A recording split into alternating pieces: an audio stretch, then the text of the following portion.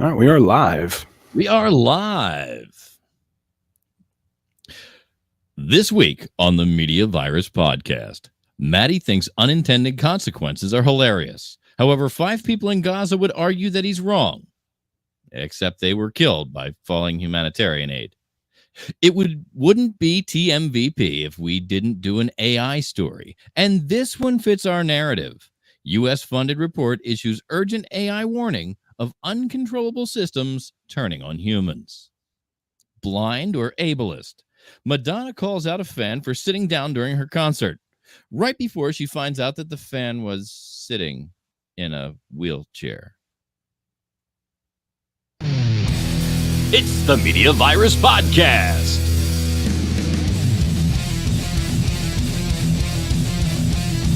Let's point and laugh at the world burning around us with executive producer Mike Latoris. We're going to start over. BBC correspondent Stanley McFadden. Makes me tingly in an unfamiliar way. Grease Monkey Pete. Damn, Big Daddy. Here's the thing about the Media Virus Podcast. It's really well done. And now, spreading the sage nihilism of an aged Gen Xer, your host and mine, the star of our show, the incomparable Maddie Rockdeath.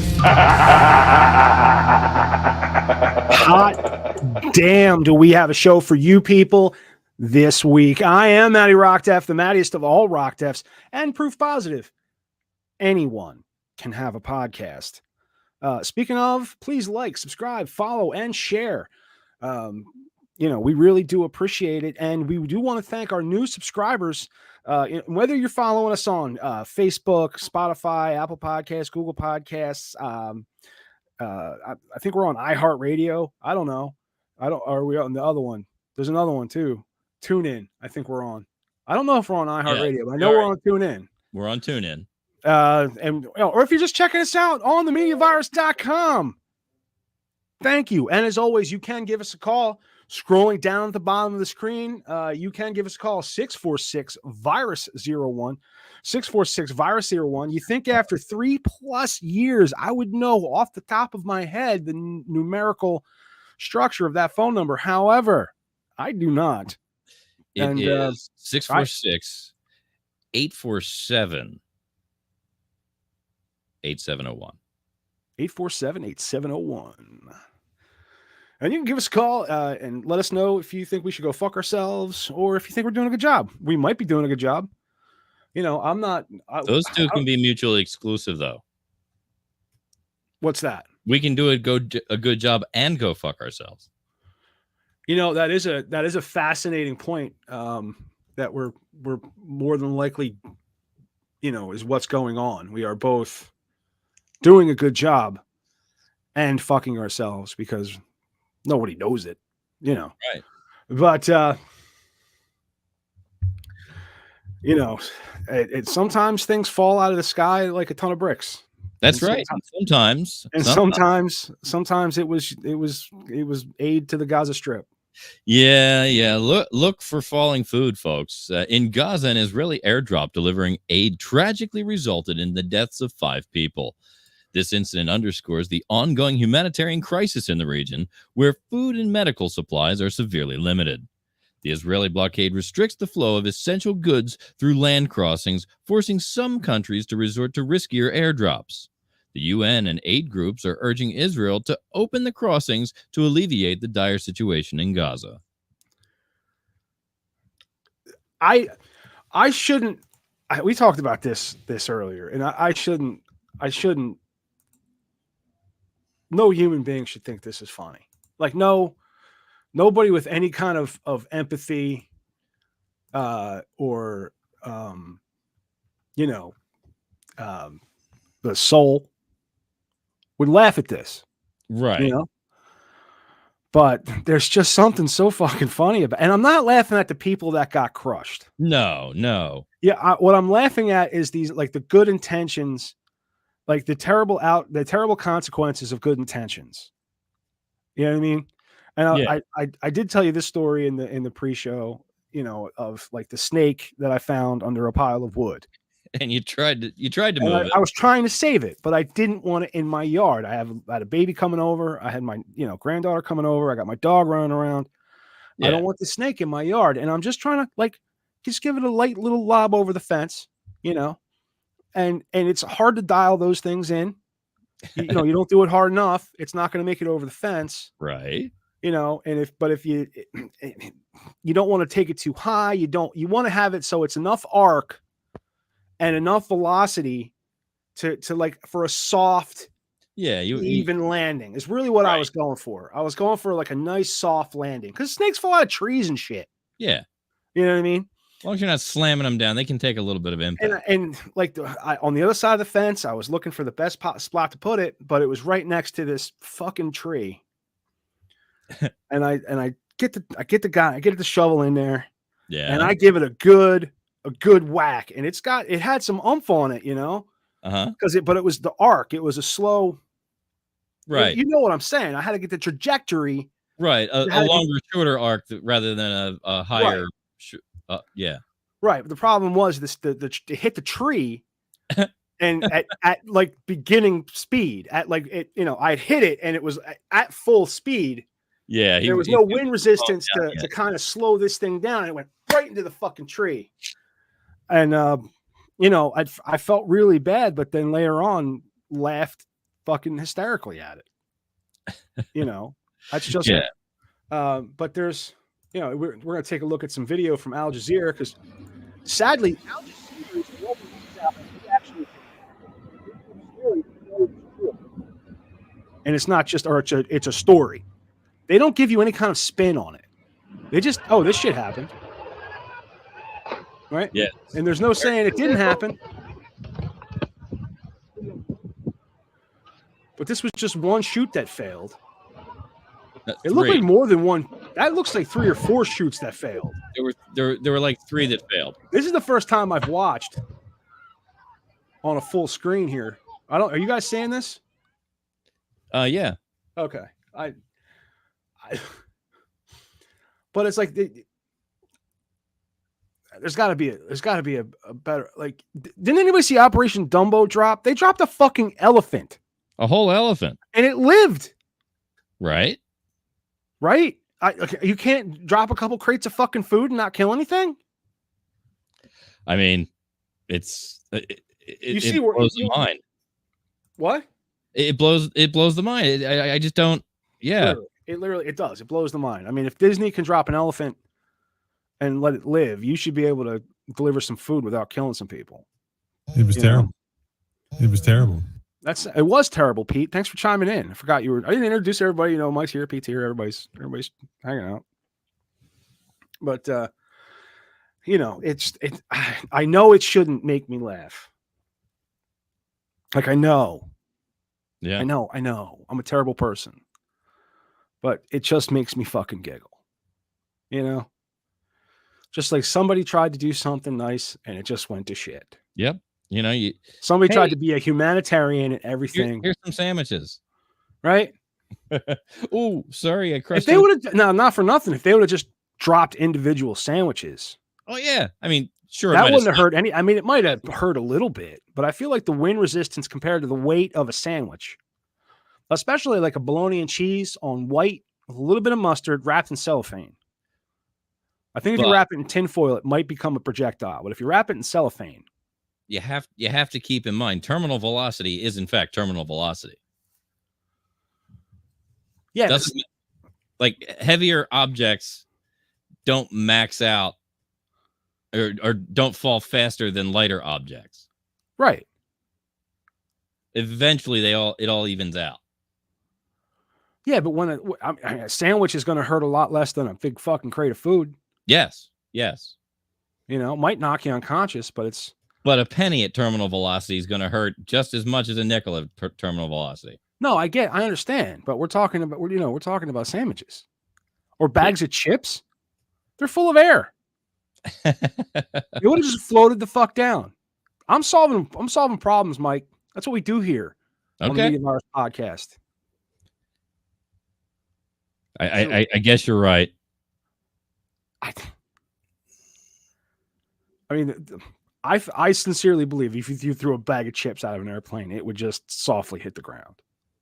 It probably won't have enough. You'd have to be pretty high for it to reach terminal velocity, especially with all the wind resistance. Do you think it would actually on the fucking Coke? Pete, what was that, Pete?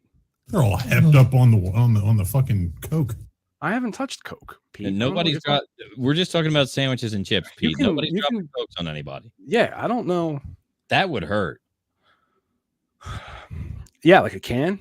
Yeah, can of Coke. I mean, that's the way to do it, though, right? So we went canoeing one time when we were in high school, and we used to go up. You know where the old Lenape Park was? Probably not. You're not from this. Oh, because if you were talking about New Jersey, I know exactly what you're talking about. So I'm talking about. I feel like the Lenape were big in this area. Yes, that was the Lenni Lenape were the tribe that they were a migrant tribe that passed all over the Delmarva Peninsula. Anyway, a good ways up the Brandywine into Delaware County, like Westchester. All right. We would go up to Westchester and pull off on the side of the road where we knew there was a little spot and drop my buddy's canoe in and canoe all the way down. It was like a 6 to 8 hour trip. So we'd get there before the sun came up and have everything ready. And as soon as we had enough light, we'd set off and we'd canoe down. But even a 6-8 hour trip, when you start that early in the morning, you're done by lunchtime. Yeah. But there was one morning we got a little bit later start.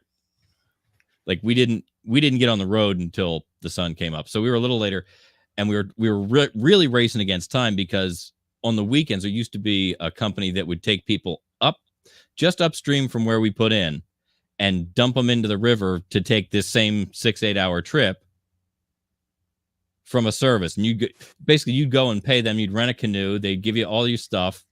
Oh yeah, I've done that. I've done that many times in the Pine Barrens of New Jersey. They also do tubes.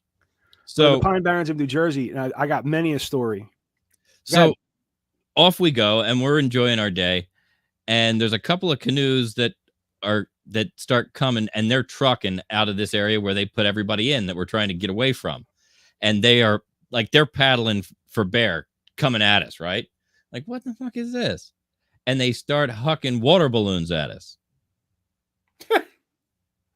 Now, like I said, we were high school kids. These are full-on grown-ass adults in their 30s and 40s. And they're hucking water balloons at us. Sure. So, you know what the funny thing about a water balloon is when it hits the water? Doesn't break. Nope, not at all. So we start collecting water balloons. And we run them out of water balloons. And then we start throwing back. And they started hucking beers at us. It was great. They get so mad they're hucking beers. Yeah, we call it not thinking that they're just giving you beer. Basically, yeah. I mean, we ended up with 6 or 8 beers. We waved and paddled on, got drunk. I've gone canoeing many a time, and some highlights were one of the early on 8th grade canoe trip. It was like an 8th grade field trip, right? But it was on the weekend. Like it was you had to sign up for it. Okay, yeah, so like a school sanctioned event. Yeah, my science teacher used to do this all the time. My science teacher, his name was I believe his first name was Victor Horan. I wish I could find him. Horan, I believe. Fantastic dude. Really instilled a love of nature, right? And how to be like a good steward. And he called us the most terrific. He called us like brainless twits. Like when he get really mad, right? Which was hard to do. It was hard, so we had to try really fucking hard. And you were up to the challenge, I'm sure. Yeah. He used to take us on night hikes, like in the middle of the night in the Pine Barrens. Wow. Yeah, and it was always a full moon, so you could see everything. Like he basically, you don't bring a flashlight. You don't need one. Right. Because the other thing about the full moon and the Pine Barrens, you don't have to worry about bumping into anybody that's making a deposit. They don't do that on the full moon. Making a deposit? Yeah. You know, dropping some friends off forever. No. The Pine Barrens gets a bad rap. Anyway. Yeah, but I also know people who work there sometimes. But there was so we used to take us a night hike, all kinds of goofy shit, dude. But one time we were on a canoe trip, and 8th grade, and Mike Derrico was the smallest. His name was Derrico, I believe. He was the smallest of us, but like the most athletic. He was like a fucking chimpanzee. Yeah, I know the type. Okay. And I think he wound up being a third in someone's canoe. So that means he became a third in everyone's canoe and tipped you the fuck over because he didn't care that he got wet because he was no he would people if you saw another canoe coming, you tried to stop past him, he'd come up and he'd be standing in the fucking canoe. He's just a little fucking kid, like he's a whole lot, like 4 foot something in 8th grade, but he's just slender and muscular. And he jumped on our canoe and he landed with his hand on one rim and hit the cups of his feet on the other. Right. Like he landed that way. Like a cat. Like a cat on, you know how the edge of a canoe comes up and it was mind boggling. And then he went once this way and then yoink and just pulled us. Wow. I don't think he actually got wet that time because I think if I didn't see him. When I came up, he was in the canoe. Right. He did a complete roll with it. I think he did. I think he just jumped back into his canoe. Is what I think he did. But I was so goddamn pissed off. I bet. No, it always sucks to get tipped over. And then one time, this was a non-school sanctioned event. We were in high school. And it's around that time in Jersey. In Jersey, you get your license at 17. Right. So around the first friend gets their license. So you're talking about maybe I was 15. Yeah. Maybe 16. Right. Okay.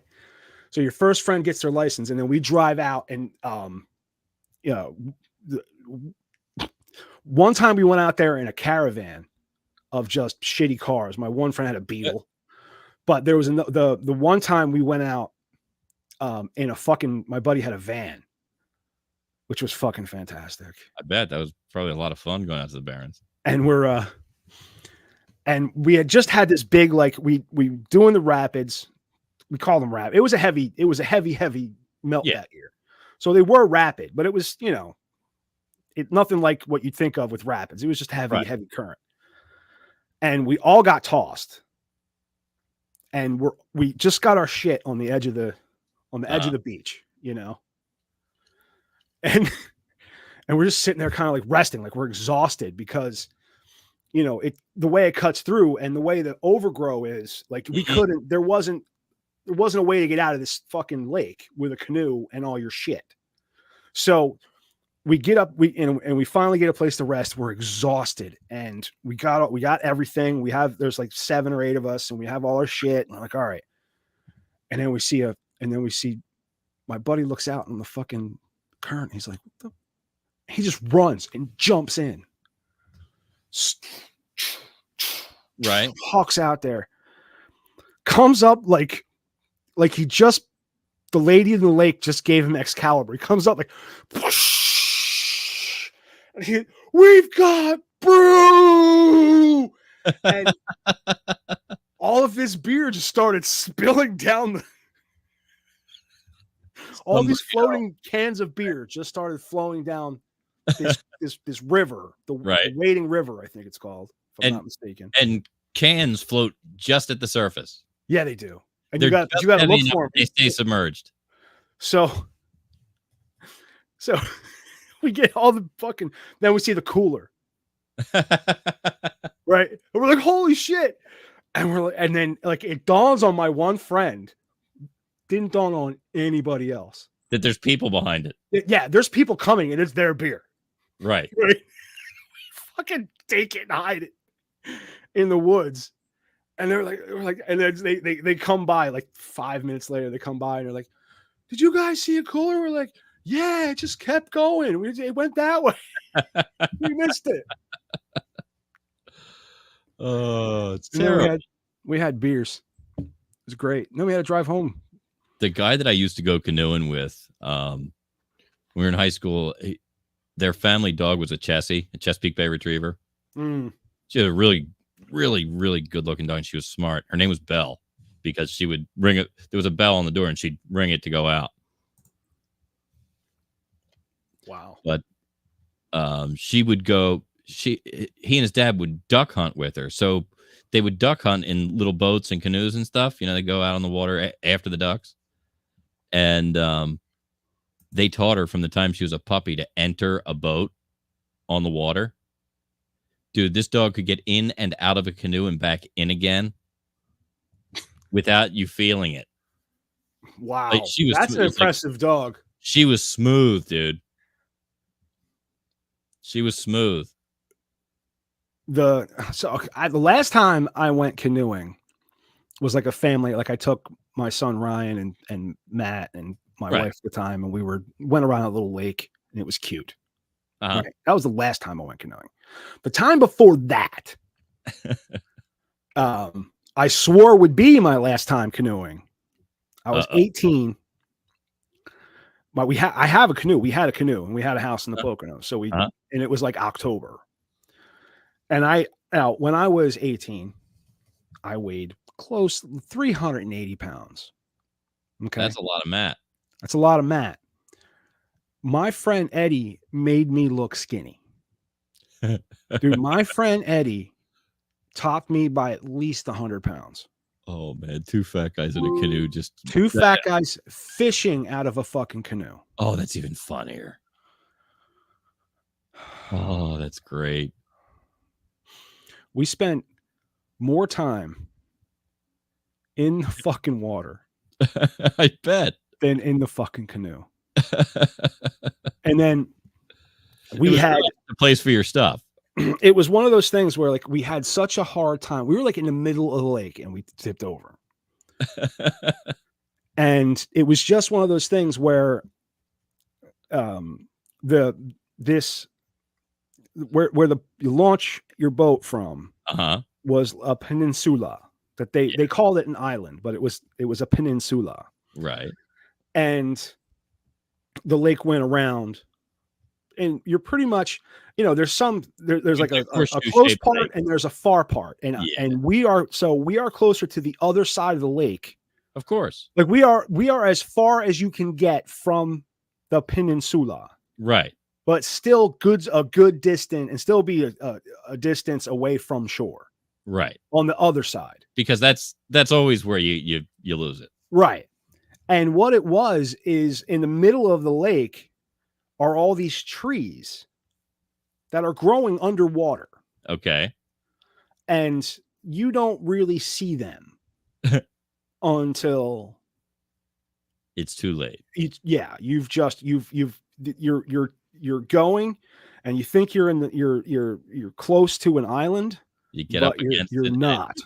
And it's not even an island, like a marsh patch. Right. But there's life there, and it wants to fuck with you. So we get all through the struggle to get the canoe, two big fat dudes swimming in a lake in October to one side of the lake, right, to get on private property. Now we're two big fat wet dudes. Do you think we're going to walk the canoe and all of the shit around the lake? I can't imagine you would. You would try to get back in it and row. No, we tried. Right, we got back in it, and then, we capsized on the way back. Because so then we had to get to, but we stayed closer to shore. You were top heavy. It was going to fall over. Yes. Meanwhile, Ed continues to fish. Well, there's your problem. Right. I mean, you could have at least synchronized and countered your movements. So, but we're, so we actually capsize a couple of more times. But we stayed close to the edge of the lake. So you could, right. Because it was still quicker. You're going around. You're not going across. Right. We're going around, but we're sitting down. We're not walking it and carrying a fucking canoe. You know what I mean? So it happened, and then we pull up, and it had been a while. So both of our parents are at the peninsula waiting for us, like worried sick. Right. Security's there. And then just the way we were is I was in front because I was the lightest. Okay. Right. And when we got to the bank, we got up on the shore. I got out, and Ed went into the fucking into the fucking lake again. And he really never talked to me after that. He talked to me, but not, we didn't hang out. You know yeah, he's like, man, he's gonna dump me in the lake again. Nah. But just many, yeah. To hear my mother tell the story, I got out and said, "Mommy."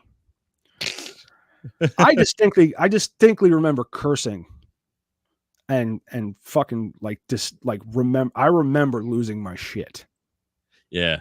But my mother remembers it that I was, scared and wet. It's funny how two different people remember it two different ways. 380 pounds scared wet self. Right. It was 6'3", 380, crying like a baby. Something like that. Let's see if I can figure. There we go. I'm trying to figure out where the fuck we are. We are about to talk about AI. It's our second story this week. AI told you so. A U.S. funded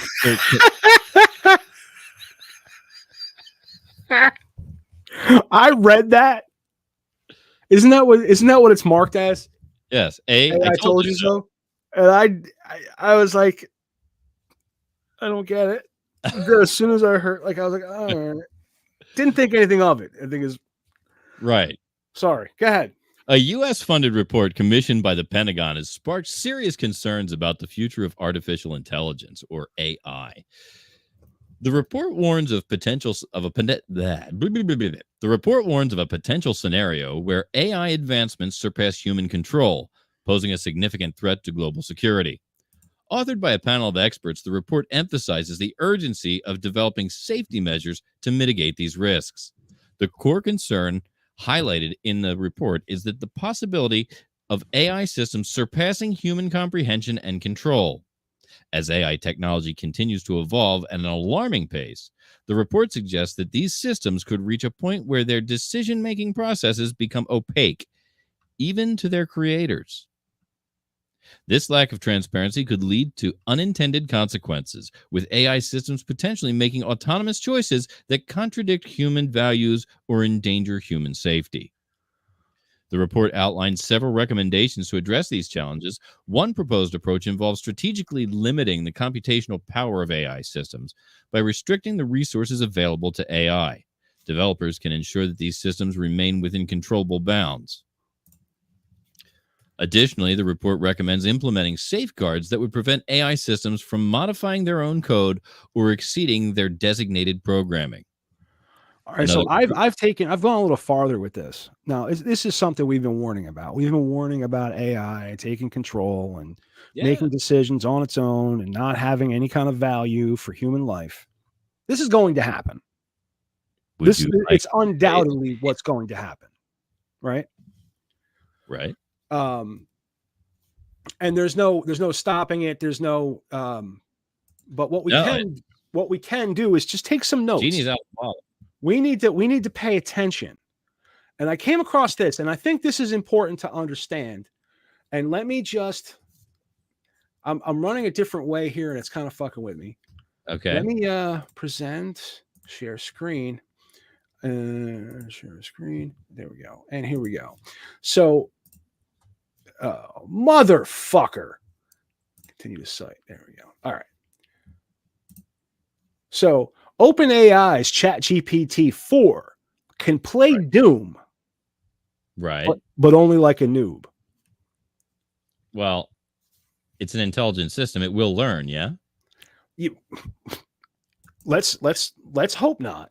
Okay. That's it. The That's its AI goal. model gets stuck in corners and ignores enemies, according to a Microsoft scientist who warns that the blunders could allow for potential misuse in more serious applications. AI Microsoft scientist has concocted a way for OpenAI's ChatGPT 4 model to play Doom, a game which the AI apparently does not excel. Adrian De Winter published a paper and a blog post documenting his attempts to see if ChatGPT 4 could play the classic PC game. To do so, he tapped ChatGPT 4 with Vision API, which lets the AI model receive visual images and create corresponding action. He then crafted a program to take screenshots from the computer running Doom. The screenshots were fed to ChatGPT 4 with the goal of having it beat the game. The answers were then converted into outputs used to control the game. All right. For his experiments, the winner gave ChatGPT access to the system of prompts generator, which had received a walkthrough on how to win the game and could account for past actions taken.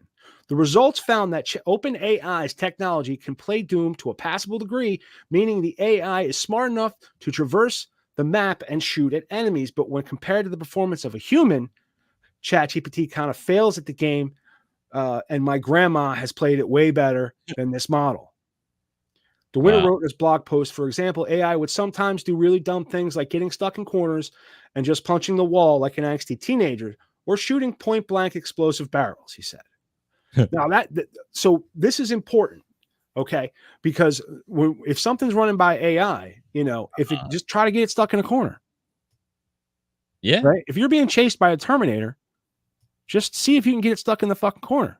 Dude, that's why the Pentagon has 5 corners. Right. To stop the computers. But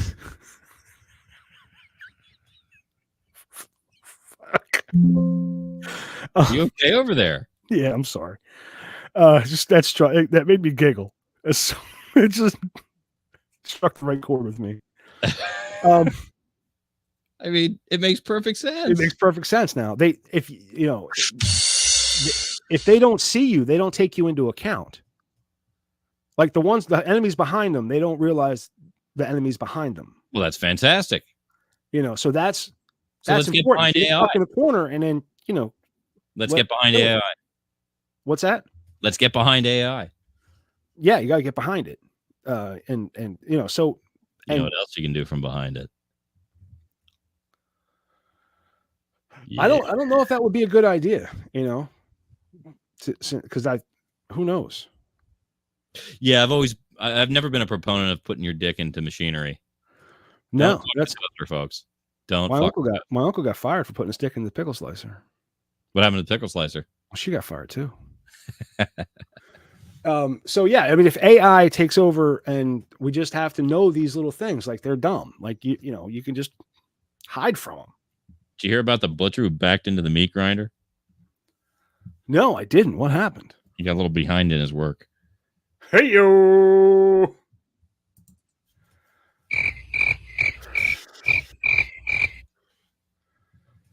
So yeah, that's what we can do. I mean, we beat this drum to death. Yeah. AI is going to take over. It's going to be, it's going to be the end of all of us. We've already destroyed art. Yep. We've killed the voiceover industry. Yeah, unfortunately. Right when I need it. Yeah, right. So what now because of me, AI knows who we are. Yeah. That's there's a movie with Rosario Dawson and that douchebag. What's his name? Shia LaBeouf. I forget what it's called. But an AI turns on him. AI does what AI do. You know what I'm saying? Another crucial recommendation focuses on fostering international cooperation on AI development. The report underscores the importance of establishing a global framework for ethical AI development and deployment. This collaborative effort would involve outlining shared principles and best practices to ensure that AI advancements benefit all of humanity. Overall, the You're U.S. assuming like that. That's assuming that other countries have the shared principle. That's a mistake a lot of people make in this country, is assuming that our principles align with other countries, and I can guarantee you they don't. No, probably in many cases not. I mean, I grew up watching G.I. Joe, man. There's always a Cobra out there. Yeah, You know what I mean? yeah. There's always somebody, man. There's always somebody to fight. The long and short of it is, I saw this a long time when we were kids. We had War Games and the Terminator. We knew that this was not going to. We knew this was a bad idea. Why? This wasn't an instruction manual. It's like every piece of dude. I had the weirdest fucking experience yesterday watching television. Okay. And I was I'm trying to remember what I was watching, because I did want to recommend the TV show Ghosts. I've seen it. I haven't watched it yet. I've seen it go by. I haven't watched it yet.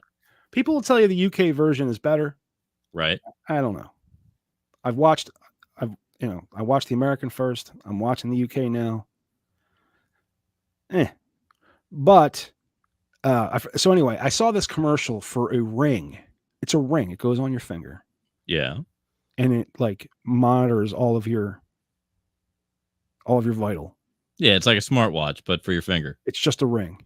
Right. And it was this like soothing AI voice telling you about all the features of this ring, and then the exploded diagram of this ring and all the bullet points, and then pointing. And I'm like, I think I saw this commercial on fucking RoboCop in 1986. Right. Like I was like, I had to like get up and like walk around. Yeah. It reminded us. Look, it was so irritating. It was so eerie. It was so. There was so much deja vu in the futuristic prediction, dystopia landscape. Like, what the fuck is going on? Yeah, man. I mean, all of that stuff that was in sci-fi when we were kids is coming around. Yeah, and the movie proved it wasn't a good idea. All these movies were like just prove that this is all taking it too far, and it's like we said, oh no, there's a good idea. Yeah. I mean, if somebody starts cloning dinosaurs, dude, I'm checking out. That's all I'm saying. That's going to be a bad deal, and they really are. I mean, they're trying to clone a woolly mammoth right now. I'm curious. I want to keep our eyes on that stingray that's pregnant. Yeah. We need to bring that story back too. And what the fuck is going to come out of that thing? Yeah. Jesus Christ! It could destroy us all. You don't know. You never know what you're going to get when you start letting other critters hump something else. It's true. Mules. I saw this one thing of a horse, and the first time I ever saw a donkey, freaking the fuck out. I'd imagine that's a pretty, like I mentioned it before, like the uncanny valley, like these, like when something looks so close to being a human, but there's something like why Polar Express looks creepy to people. Yeah, I use that example all the time. And it's just to look at something that looks like you but isn't you. It's not what you're supposed to be, and you're like, what the fuck? It's like seeing a skinwalker for the first time. Right. That's got to be Jesus Christ. And there's a certain way you have to make a mule too. It's not like you can't just like put any old horse and donkey together. Well, speaking of an old mule, Madonna made the news. Hey, nice transition. I didn't know how we were gonna segue over to that, and that worked beautifully. Yeah, Madonna's in the news. Well, I mean, technically, I think Madonna's with us in Gen X, but she could be a tail end boomer. At least have some heavy boomer influence. I feel like people consider her Gen X, I feel, because of the influence that she had on Gen X. I mean, before she became the queen of the queers, she was like the biggest pop. Yeah, she was. Her the first pop album was, like a Virgin and fucking. I don't even know that was the first one. That may have been the second one, but I mean, it was big. There was so many. Yeah, there was just so many hit after hit after hit. And that's the period where she was with Al Yankovic. Was she with Al Yankovic? Didn't you see the Weird Al movie? Oh yeah. The biopic. That movie was ridiculous. Oh yeah, his humor, I really love it because it's a really nice mix of beating you over the head with its stupid giggle at it. Yeah. And really heady, subtle jokes. UHF is the same way. Yeah. People don't. I've tried to sit down. Well, he's and, like a and like make he's people really watch a genius. You know what? He is. He absolutely is. Like no, he's like super intelligent. That's what makes him weird. I made Erica sit down and watch The Outsiders. Did you? We talked about that. Yeah. Yeah. Did I tell you I did it? No, I was thinking about it. Yeah, it should happen. I was planning it, and I did it. And she was. Well, she understands what I'm saying when I say let's do it for Johnny. Let's do it for Johnny. And I had really thought I had seen the MacGruber TV show. Right. I really thought I saw it. Well, there was a movie. I saw MacGruber's my fucking spirit animal. I love MacGruber. I love MacGruber on Saturday Night Live. I love Will Forte. Will Forte is a genius. Yeah, I like Forte. And I was watching, and so I just put it on, and I'm like, wait a minute. Wait, this is and she's like, starts with a song. And I'm like, okay, that's recapping the movie. All right. Okay. I saw that.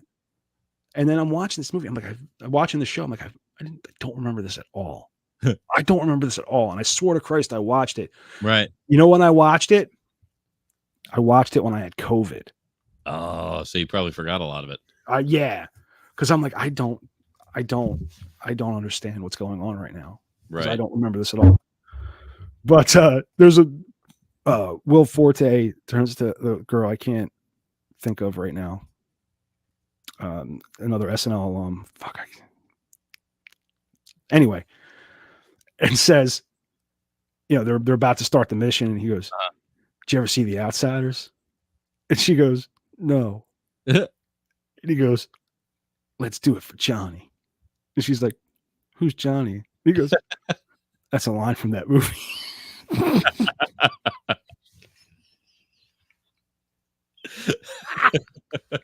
That's a line from that movie. I saw that today and I was crying at how stupid it was. Right, but it was funny because you were in that situation. She thinks he's dead. She's burning all the letters, like it's just, like got married, but right. She's burning all his letters because she thinks he's dead. She opens up this letter and it's just this crude drawing of them touching each other's privates. All right. Like a 4-year-old drew it. It was fucking hilarious. It was the dumbest show I've ever seen. Oh, fantastic. Well, anyway, Madge is ableist. Yeah, pop star Madonna is under fire, calling out a concert goer for sitting down during her show. The fan who was in a wheelchair says Madonna apologized to her after the video went viral. This has sparked debate online, some defending the fan, saying it's okay to sit at a concert regardless of whether you're disabled or not. I mean, who are you? Like, do your dance, monkey. Do your job. Her face I peeling paid off? to be here. Dude, is her face peeling off underneath? Yes. Or it's probably sparkles from the fucking rhinestone she has sewn into that. Yeah, gaudy you're fucking probably right. bouquet. But it looks like paint cracking on the Bilko, old Bilko doors somewhere. Bilko doors. Jesus Christ. I can just imagine how it went down though. Like, hey, why are you sitting down? I'm up here working my ass off, and you're lazing around. What the hell? Well, here's the fans are cringing online after Madonna questioned a concert goer for sitting down during her show before realizing they appeared to be in a wheelchair. The longtime pop icon performing at Kia Forum in Los Angeles on Thursday during a stop on her global tour. What are you doing sitting down over there? She yelled from on stage, pointing into a cheering crowd. What are you doing sitting down? Upon walking to the edge of the stage to take a closer look, the singer added, okay. Politically incorrect. Sorry about that. I'm glad you're here. Wow. Representatives from Madonna did not immediately respond to the request for comment. Video of the incident, which circulated on social media this weekend, quickly sparked some backlash from internet users, many of whom expressed disappointment in the singer's remarks. The video garnered more than 2.4 million views on TikTok when it was first posted. Oh my God. Okay. So let's do a quick. You do a quick search and see if you can find it. Madonna wheelchair TikTok video. Madonna wheelchair video. All right, let's see if we can. I'll put in TikTok just for fun. See if we can get the original.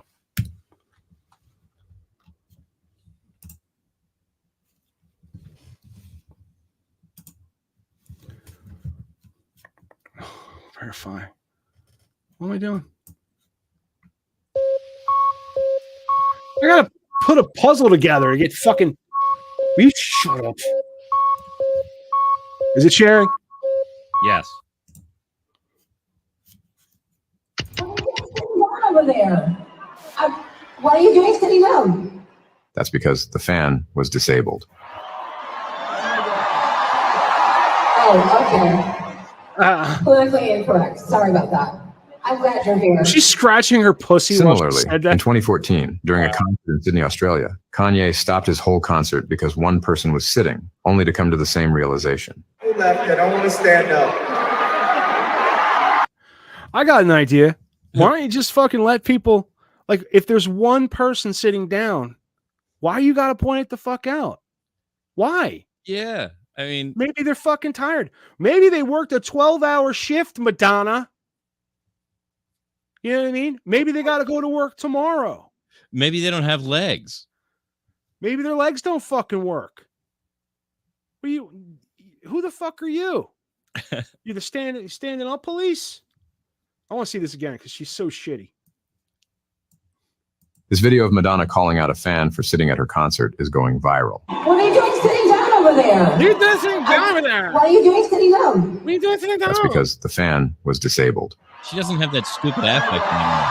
Oh my God, you're a cripple. Politically incorrect. Sorry about that. Oh my God, you're such a cripple. I'm glad you're here. Get him out of here. Similarly, Can you get him out? Because he's just fucking. If you remember when Madonna first hit, she had the city accent, New Yorkish accent. Yeah, but she went to, because that's not where she's from to begin with. She went to England or something. And then she moved to England. Yeah, and rather suddenly she adopted a very British affect, and she hung on to that for a while. I gotta tell you. But if you notice, it's completely gone now. Yeah. Well, she just got sick of it. Like, she's adored. Well, here's the thing too, and I am very much guilty of this. You take in June, I will be going to Massachusetts for like 5 days. And you'll pick some of it up. When I come back, I will be like, listen, guy, you don't know what the Fucking traffic. These fucking guys, we got to go to Duncan. They're trying to get at the fucking UE, the roundabouts. Yeah. No, I get it. I fall into them too because I start thinking about, okay, I'm going to put a voice together. I'm going to make a character, and I start picking up things, and I find myself trying them out, and then I'm talking that way. So no, I get it, but I mean, she was just weird about it. Yeah. I was worried Like what that they used to call the Mid-Atlantic accent. That's mostly associated with rich douchebags now. That was the Mid-Atlantic. That it was from like New York and New Jersey. The upper crust talk a little bit like this. Hey, Buffy, Muffy, we'll see you on the yacht next week over at the club. Yeah, rich Very douchebags do talk like that. I would sometimes wish I talked like, hello, my name is Matthias Rockdeficus. Well, I was in a production of 1984 a few years ago, and I was the loudspeaker voice, and I adopted a sort of British accent. It wasn't really straightforward British. It was modeled on British.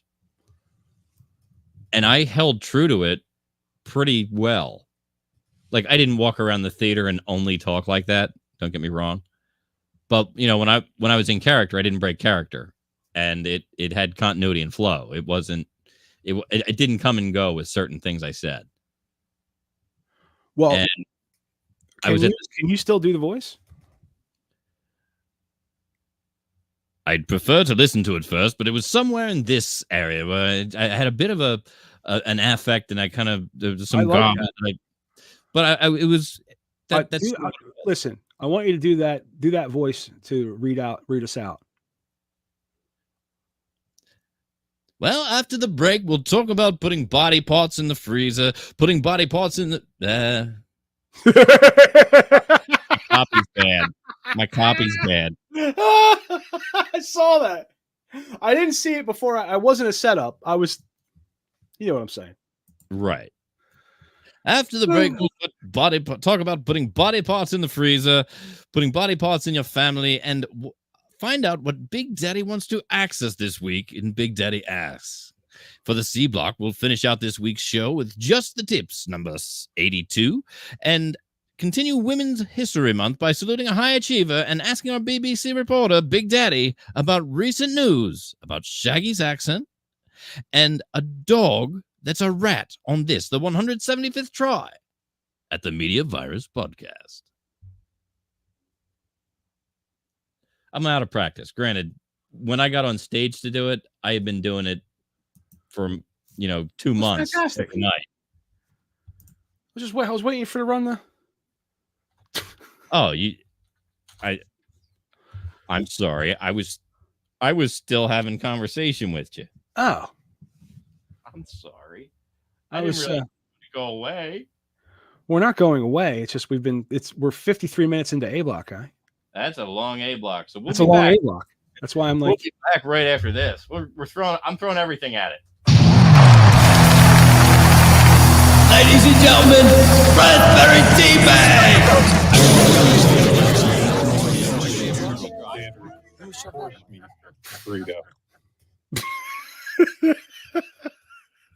I actually have one better when I get this other board set up. It's that the first time I played it and you talking about it. Oh, that's good. It clipped out really well. I forgot all about the clip and I found it today. I was trying to not react, but then out of nowhere, I just heard burrito.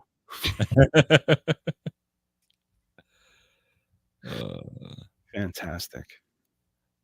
Yeah, I actually got to do a screaming part of I had a part where I screamed and banged my fists on the desk and in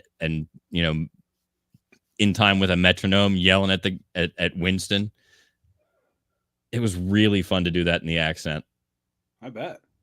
And then at one point I had to laugh maniacally, and I modeled it after the Vincent Price Thriller laugh. Yeah, super fun show. And so we were doing this. The point of that story, I was at the strike where we were tearing the sets down, and I walked across the stage. My hair, I had a hat on. I didn't have my hair up, not in costume or makeup or anything. And somebody said, "Hey, Mike, have you ever met?" And I walked down and, "Oh, hey, how you doing?" And the guy's face went completely blank. He looked at me and said, "I really thought you were British."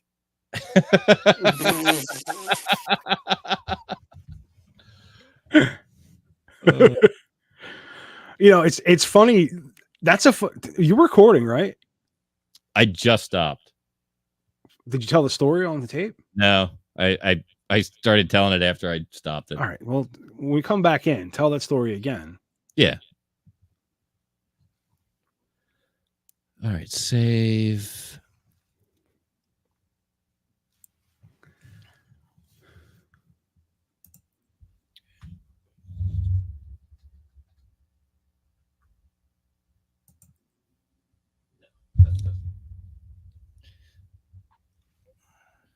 You bonehead.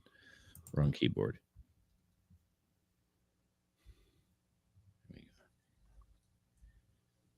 There we go. Underscore 75A. Save. And the fuck are you doing? I don't know. I'm just being silly. Look at the camera and zoom.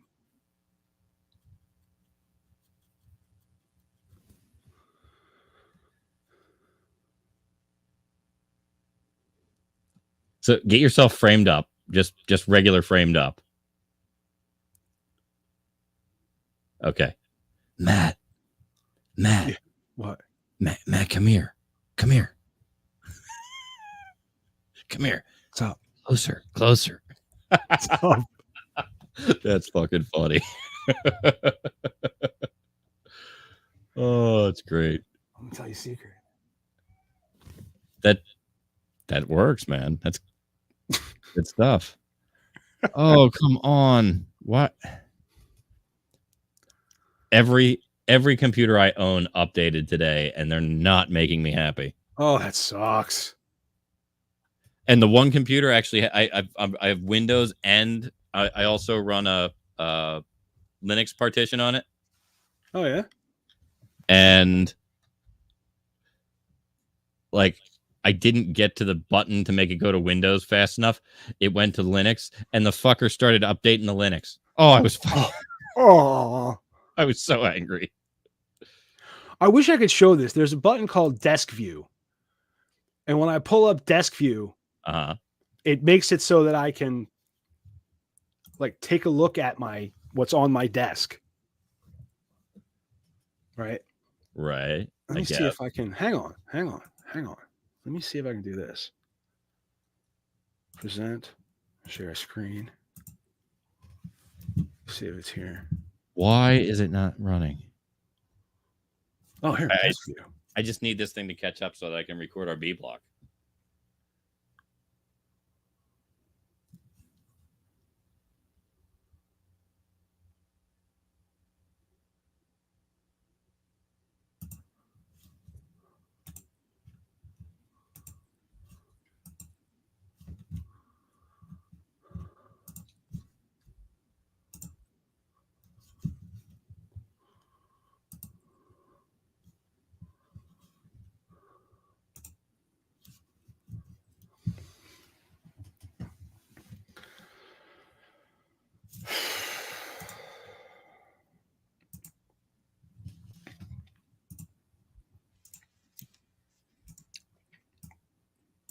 Did that come through?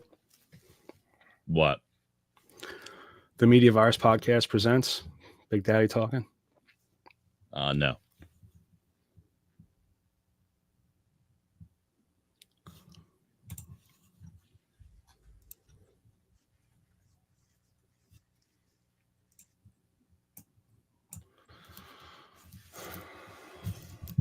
Oh, this is irritating.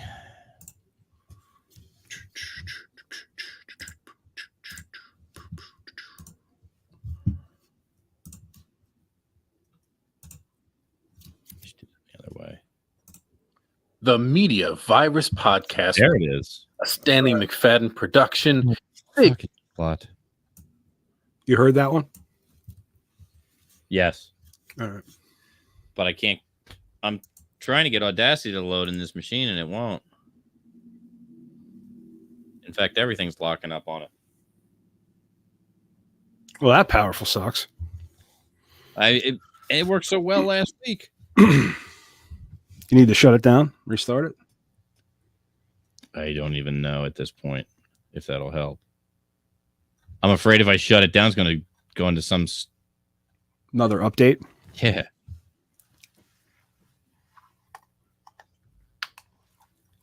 I'm going to have 75 Audacity windows open here in a second if it catches up to every click that I've clicked.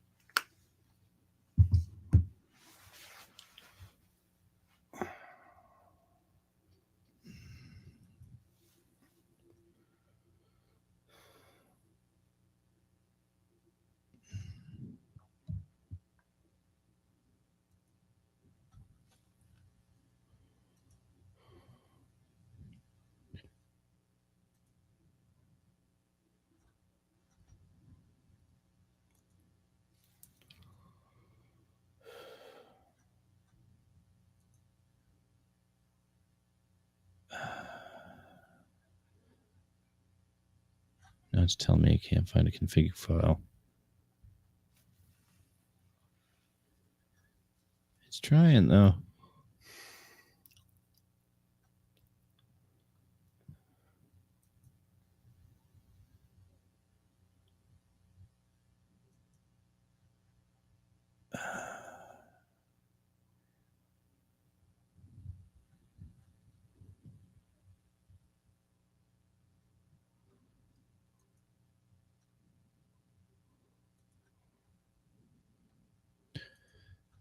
Okay, here we go. Check the audio settings. That's good. And check. All right, I'm in. And we're recording? We are recording. We should institute like protocols. Yeah. You know, like if this happens, this is what we do. Yeah. You know, and even if that protocol is give it 5 minutes. Right. But after 5 minutes, we go. Or like, you know, we do something else. Yeah, but Audacity is kind of a big deal. I get it, but we had this issue when when Pete was having that other issue. Yeah. When he couldn't figure out that I kept muting him because we couldn't stand what his thing sounded like. Right. So we need to have like a, protocols like in all case right, I of guess catastrophic failure, do this, that type of thing.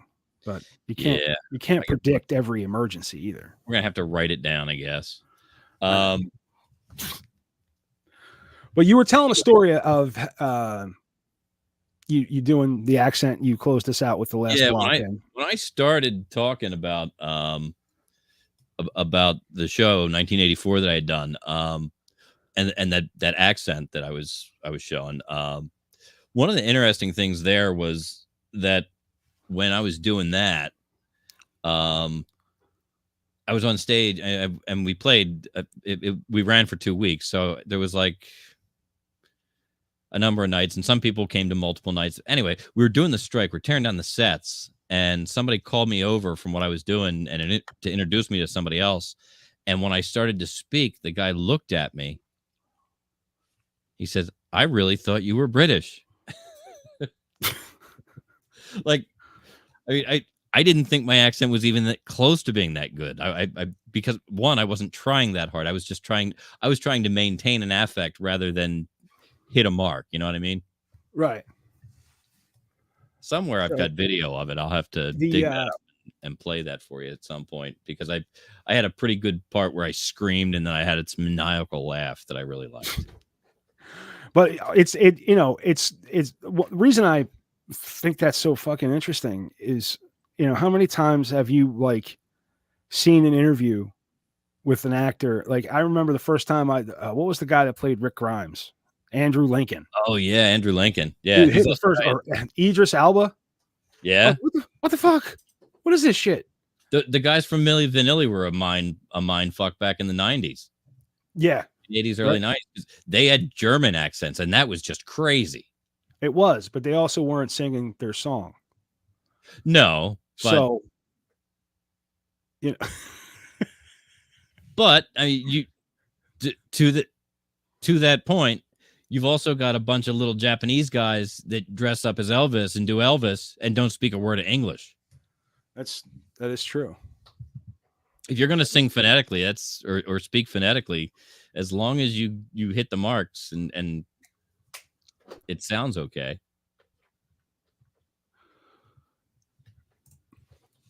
So what do we got lined up here? Well, we're gonna have a. Looks like you've got Big Daddy Asks right on the screen there, ready to go. Oh yeah, you want to do that? That's one of the things we've got lined up this time. And one of the other interesting things that we're going to look at is over here. I have to look at. We've got two other stories about family that we're going to talk about after we see that, and then we're going to talk about things that are in your freezer as well.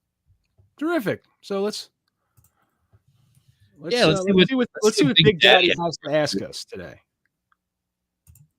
The Media Virus Podcast presents a Stanley McFadden production. Big Daddy proudly brings to you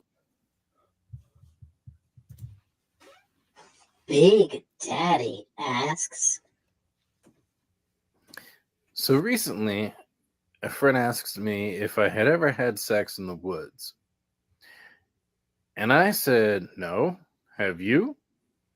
And she said, how have you never had sex in the woods?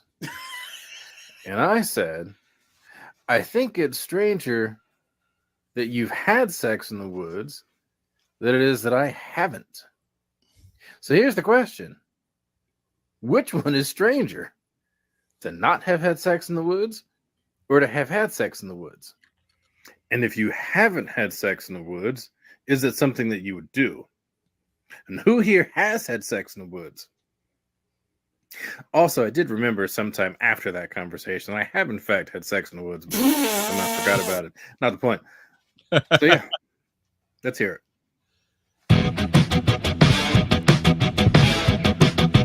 So I guess, I mean, I don't think it's that strange apparently either is Big Daddy because he realized later.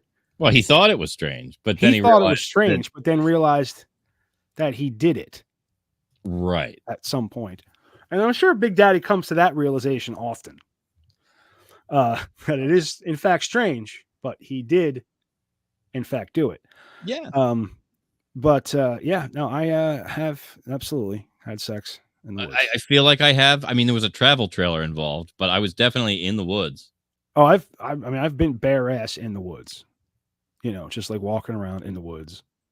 You know, because whatever. If you're far enough out. I think it's one of those things too. It's like your proximity to woods. You know? Yeah, if you don't have enough woods that you can safely be naked for a while. Right. Yes. Your proximity to sex-friendly woods is when we were kids, the woods that we had here, there was nothing naked friendly about them. No, but I've been, I've been in some naked friendly woods. And so yeah, I don't think it's strange at all. So no, I don't find it that strange. I mean, nature, right? Right. You're just communing with nature, like, everything has sex in the woods if you think about it. I used to park a travel trailer in the woods and bang all weekend. Well, in a woman's quest to find the woman that banged maybe in a travel trailer and made her, she went looking for her mom, this woman, Yeah. Because her mom was just abandoned her, like didn't give a shit. And, she found out that her mom had several kids. Right? Her mom had several kids, at least another one, because she married him. She's married to her, I guess half brother, could be full brother. Could be. You know, no way for you and I to know. a woman's quest to find her mom who abandoned her as a kid ends with her discovering her husband's her brother, a Brazilian woman who's, we already read that part. We don't need that update again. Adriana, who was 39 when she shared her story in 2014, spent much of her life trying to find her mom after she left when Adriana was just 1 year old. Adriana was such a little jackass, her mom couldn't take it anymore. The little girl was raised by her dad. Oh, okay. Knowing only that her mom's name was Maria, she went on to get a job as a housemaid and marry her first husband, with whom she welcomed 3 children. When her first marriage broke down, Adriana moved back to her hometown and met her current partner, Leandro. The pair fell in love. Wow. And went on to welcome a daughter. Holy shit! Sorry. Leandro was 8 years old when he found out the woman he thought was his mom was actually his stepmom, and that his real mom had abandoned him after he was. This woman had a track. She just squirting out shit and leaving, squirting kids out and taking off. Jesus Christ! Leandro's biological mom was also called Maria, but that, coupled with the fact that they had the same hometown, didn't ring any alarm bells at first. I mean, it depends on how small your town is, but I mean, you get a couple Marias around. It's a fairly common name. We thought it was funny that both our mothers had the same name, but it was a common name, so we thought it was just a coincidence. Adriana said later in an interview, she said just like that, though, like, "Yeah, we thought it was funny." Determined to track down her mom, Adriana enlisted help of Radio Globo's The Time Is Now program. Oh shit. Which specialized in finding lost relatives. Not Radio Globos. Radio Globos. The Time Is Now program. The time is now to find your lost person. The show was able to reunite Adriana with her mom, but the daughter was left stunned when Maria revealed she also had a son who didn't know her. Well, you guessed it, because we said at the top of the story, it's Leandro. No, I don't believe that you're telling me this, Adriana said. After realization dawned on her, Leandro is my husband and the father of my daughter. My kid's inbred. Wait, Adrian. That's why she has a tail. Oh.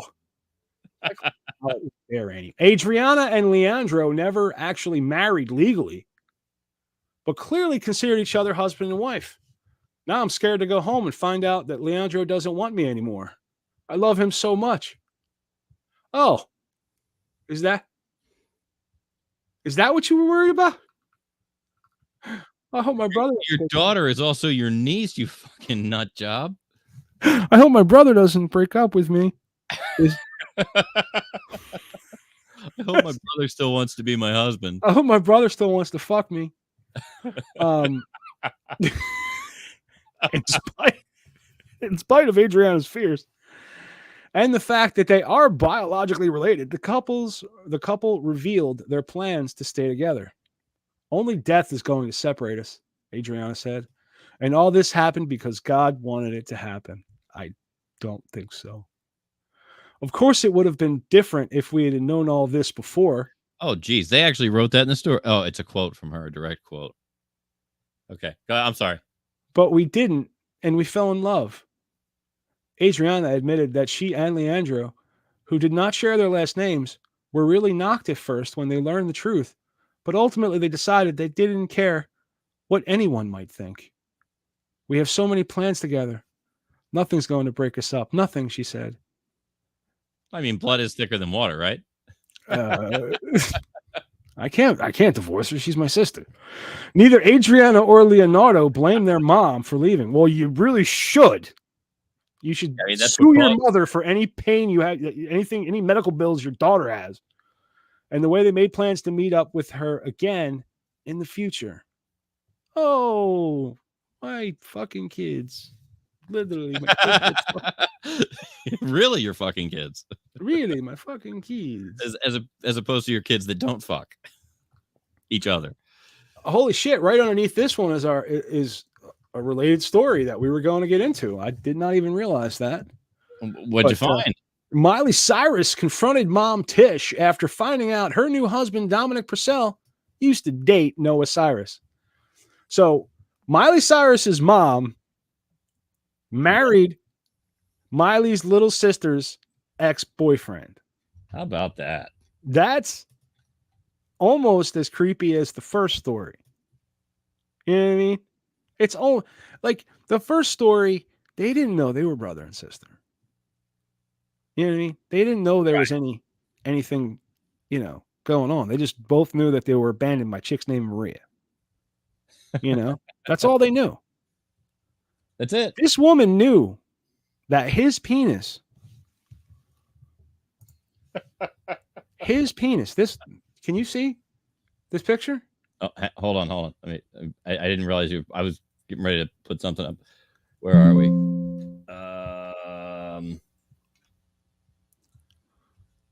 Let's see. Where are we? What picture am I looking at? Oh, you don't have anything up. There we go. There you go. Okay. Right. Okay. So, all right. So her Momo looking ass, right? And we went into this before. If anybody remembers the meme Momo, where like if you showed up, it killed you, like drove people to suicide. It was a big thing. But her Momo looking ass, and Miley's not an attractive woman. I mean, that's not a good picture. It's not a great picture. She's not particularly hot. No.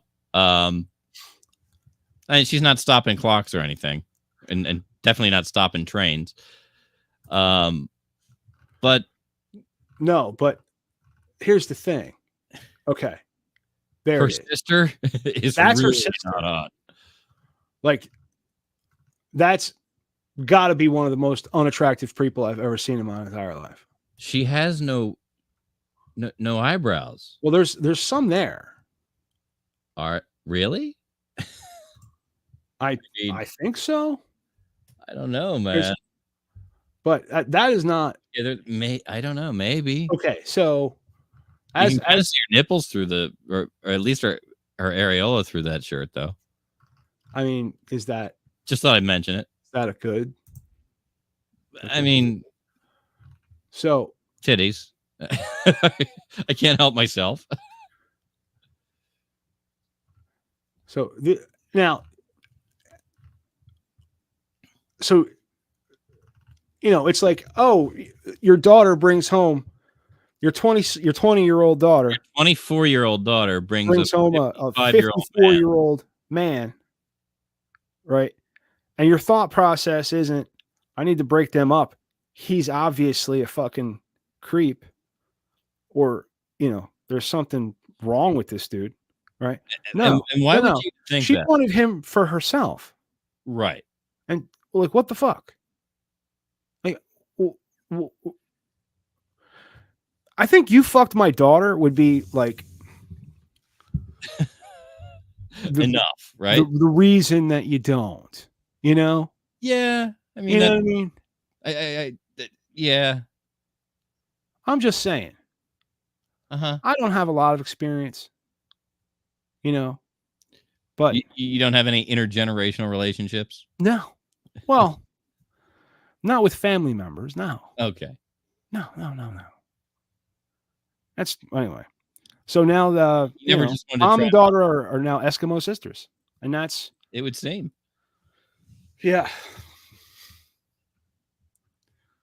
Well, maybe, you know, since I think it was Noah that put the relationship on ice, you know. Yeah, I mean, maybe it was.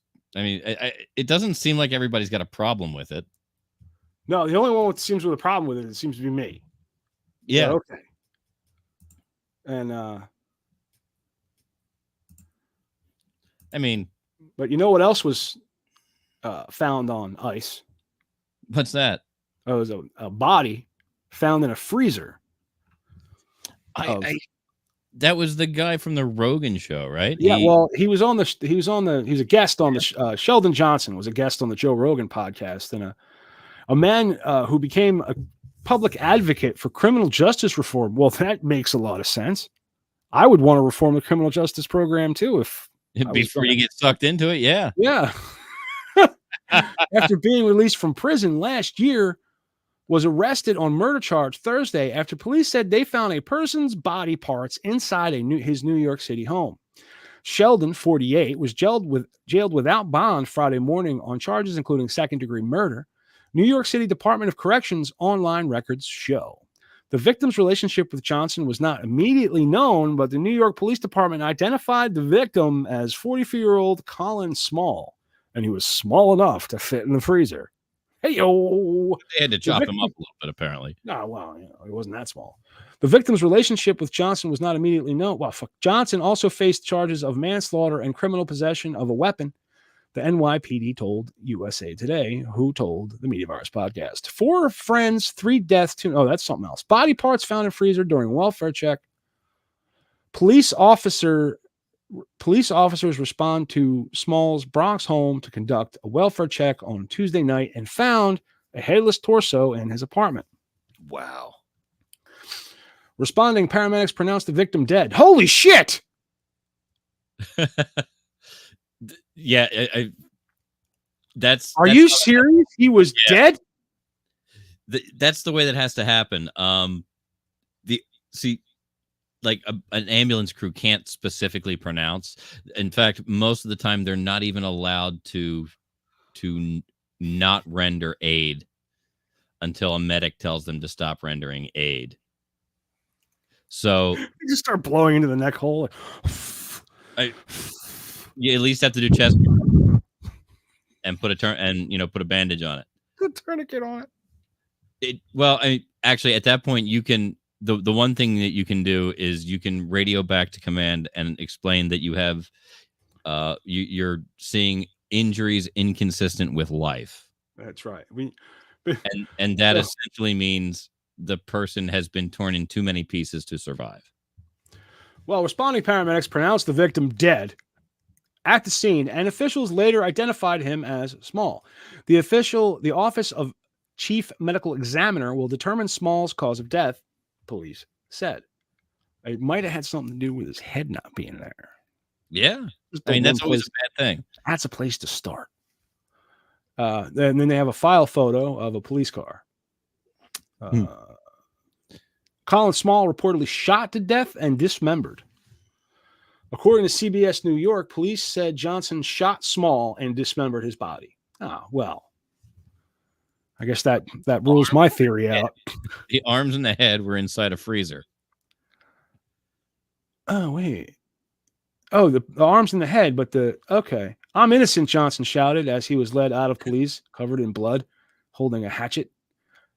After his arrest.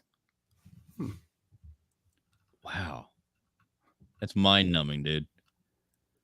You think any of our guests have people in the freezers? I'm pretty sure Stafford Bell's got somebody in the basement. But Sheldon Johnson previously served time for attempted murder and robbery. The New York Department of Corrections records show Johnson was convicted of charges including attempted murder and robbery in 1999. After spending 25 years in prison, he was released from an upstate prison on May 4th, records show. It was not immediately known if Johnson had obtained an attorney on the new charges. Johnson is slated to appear in court Monday on the charges, records show. Is that really? We need all that? All right.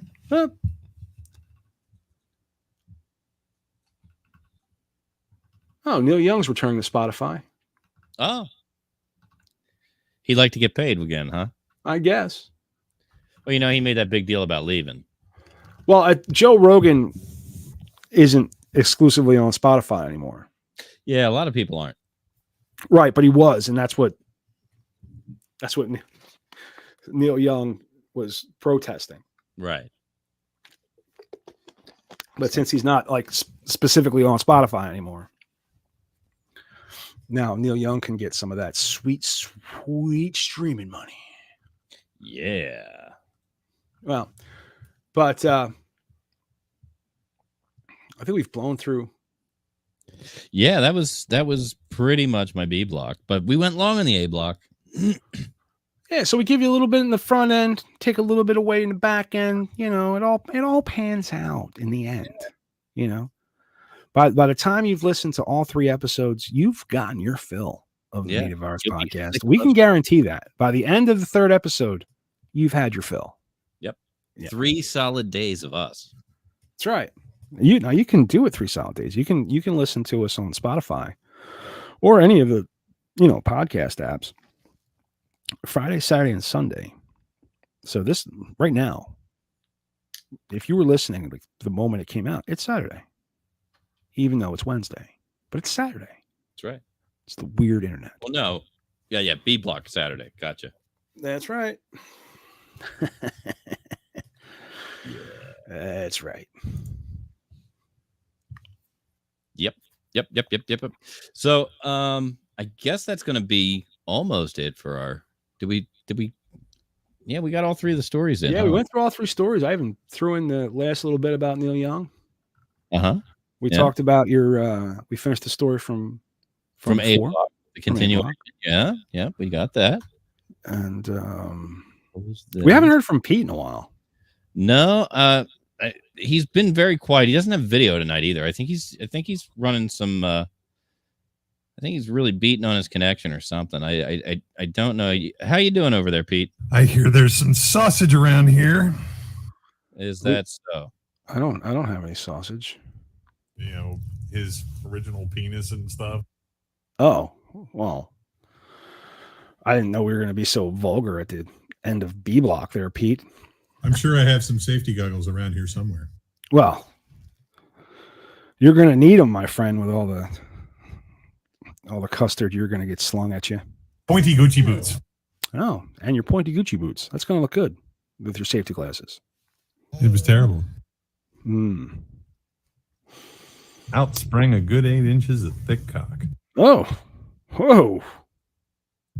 How he loves his cock, I thought, as I saw it thrust forward. That's is against my belly. He was definitely checking me out. Was he?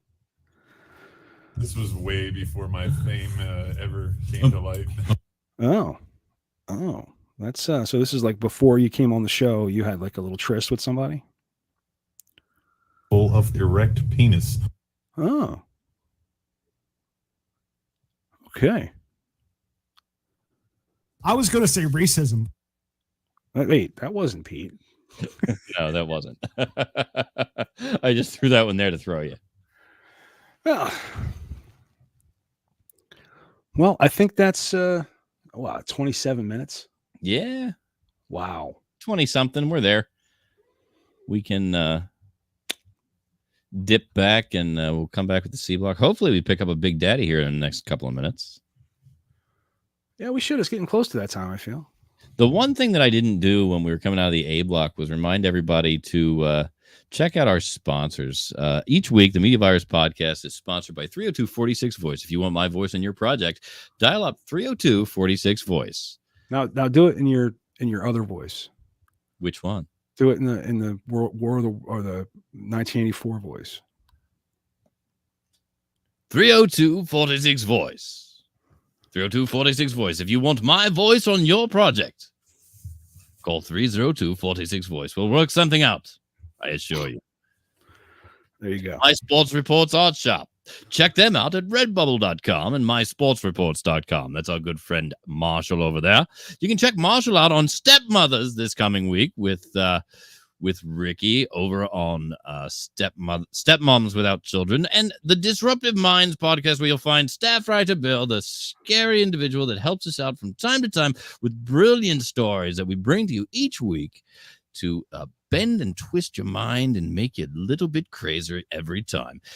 This has been the B block of the Media Virus podcast here on the Media Virus Podcast Network, and I will be headed out of here. We'll see you in the next block coming. I need to reach forward and get a finger out so I can touch this button right here.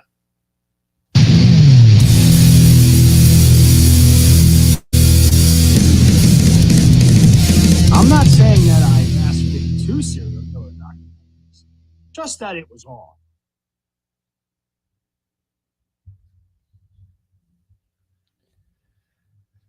Okay.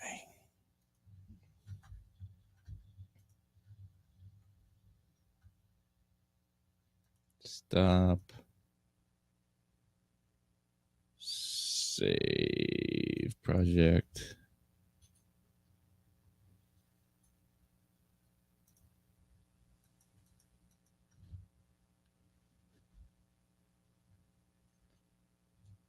Leave the cat alone. I want to fuck the cat.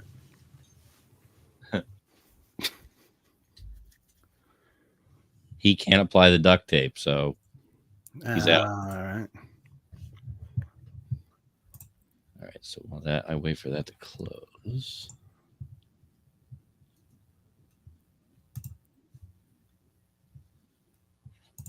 That's what's taking so long. It's taking a while for the Audacity files to close.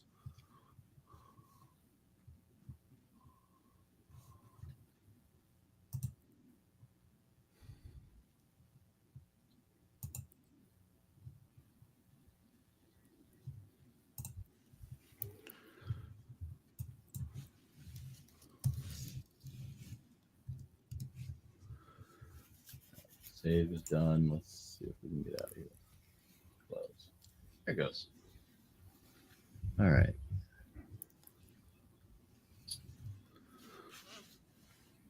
Open another.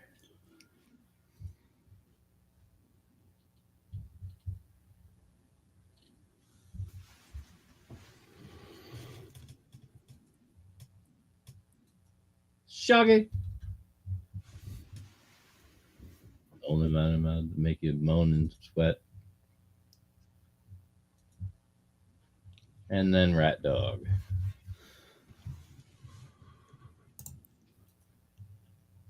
Miley Cyrus may not be the most attractive girl, but she's a little crazy. I bet she fucks like an animal.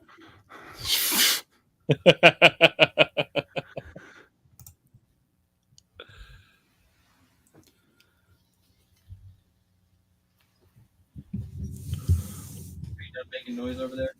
Yeah, it's me. No, I'm talking to the dog. Oh. Oh.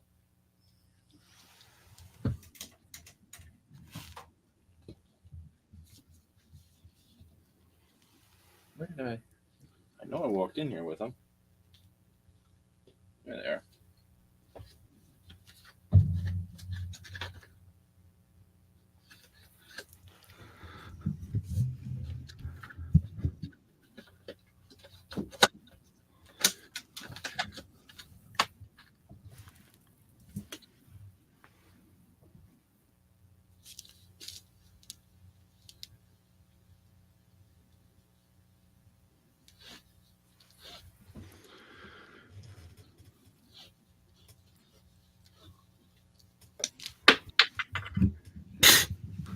Help!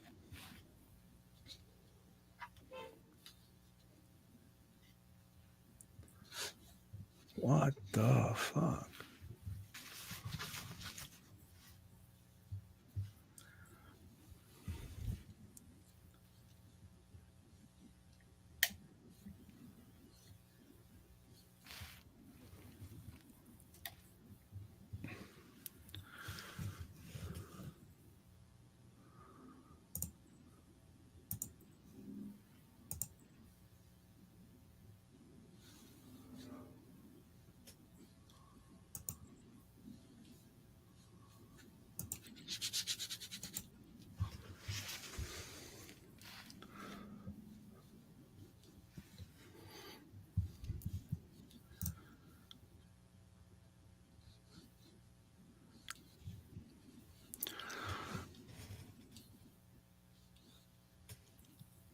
Mike. Yeah? Look at your monitor real quick. All right, watch this. Ready? Yeah.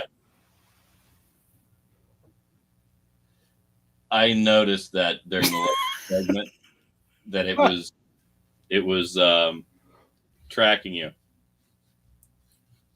which is actually kind of cool because whatever AI they're using to do it is fairly effective.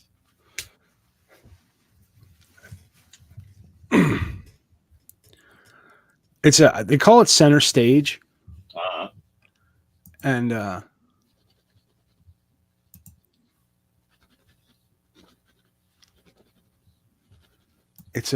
just trying to figure out how this. So it just tracks me and wants to keep me like center in the frame. Right. So when I change.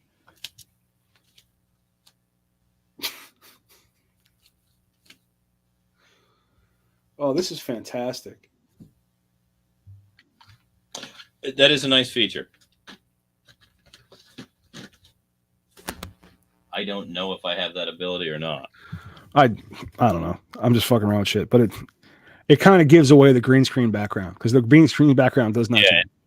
Yeah, and mine would as well. So, all right, so are we ready to? Press and record right now. We seem to have audio. Oh, all right. Oh, bring us in.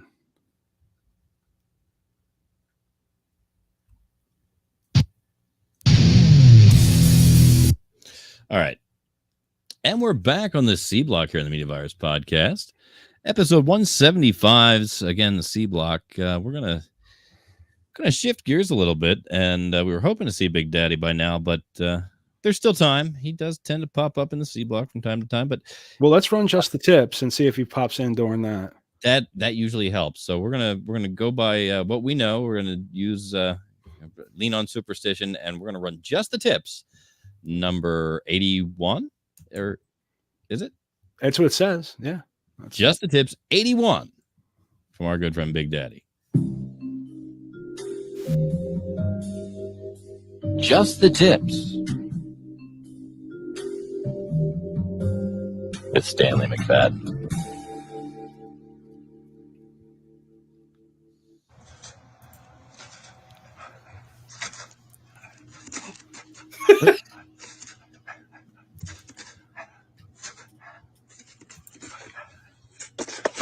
There's a young gentleman. Damn, man!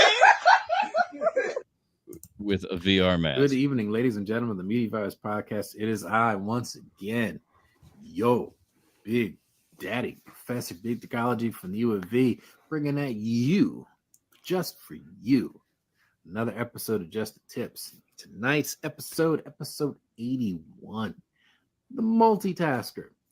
This dude is multitasking like a motherfucker. Snaggletooth McGrills over here is multitasking. I don't know if you noticed that, but he's working it on bottom, working it on top, and working his tongue game. The lesson here, ladies, if this Toothy McGrill over here is willing to do all of that multitasking to please you, maybe some of y'all need to widen up the your demands for your men. We make a lot of accommodation for a lot of y'all. I done seen a lot of sea monsters in action. So perhaps y'all need to open up your standards. It cannot be that all of us are willing to take 10s and 2s, and yet only 8s and up are what women want. Some of y'all ladies are 2s and 4s, hoping for 8s and 9s, and that shit don't match. But this firecracker snacking motherfucker over here is trying his best to work some magic. That's what you get when you give a dude like that a chance. Eager to please, multi-talented. This is also what happens when you listen to these tips from yours truly here in the Media Virus podcast, because I've covered multitasking before. I've covered that exact move before. Somewhere in these 81 episodes, you can find that exact tip. obviously a listener, or it works. Ladies, broaden your horizons. Men, multitasking works. You can work the bottom and the top at the same time. If she's got a belly, you may need to do some modifications on that. Now, I do remember a lady with a particularly big belly. I had to use my whole forearm to kind of flatten out that belly so I could multitask down and up, because if I did, otherwise it was, smack me in the face. So, gentlemen, you can put your whole forearm to flatten out that belly so you can get up top and in the bottom. All right. Also gives you a little bit of breathing room. There you go. A couple extra tips in there. All right. That's enough for now. Big Daddy, Media Virus Podcast, just the tips. I'm out. Happy fucking, happy multitasking. Another wonderful tip from Big Daddy. That's usually his but this particular evening, he has not responded to our bat signal. And we have not heard from the Big Daddy yet. No, we have not. But while we wait for him, it is Women's History Month. That's and right. We can talk about one of the awful women that you. Well, we want to high achievers. I'm sorry, high achieving. High achievers in women's. Every woman is awful, right? That's not difficult. Right. These are high achievers in awfulness. And welcome to our Women's History Month special. Today we delve into the chilling tale of Bella Guinness. I think it's Bella, Belle, Guinness, Guness, not Guinness, Guinness. Bella Guinness. That sounds like a hot name, doesn't it? A little bit. Well, a woman who defied convention and left a legacy of horror. The immigrant's journey, Belle Guinness, born in Norway in 1859, sought a new life in America. Her arrival in Chicago marked the beginning of a twisted saga. She worked as a domestic servant, but her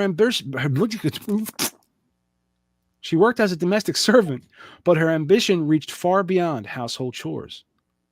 In La Porta, Indiana, Belle purchased a pig farm. Beneath its idyllic facade lay a sinister truth. Now, here's the thing about pig farms. If you meet somebody that owns a pig farm, they kill people. Okay. That's all. I mean, really, that's the only reason to have a pig farm. Is it? Well, I was unaware. just think of how many pork chops you've eaten. Right. And that pig may have eaten a person. This pig will eat people, Well, anyway, pork chops are yummy, though, dude. They really are. Through personal ads, she lured unsuspecting men seeking love and companionship. Belle's victims vanished without a trace. Their fate, a gruesome end. Her farmhouse burned down in 1908, revealing more than a dozen remains. That's the thing.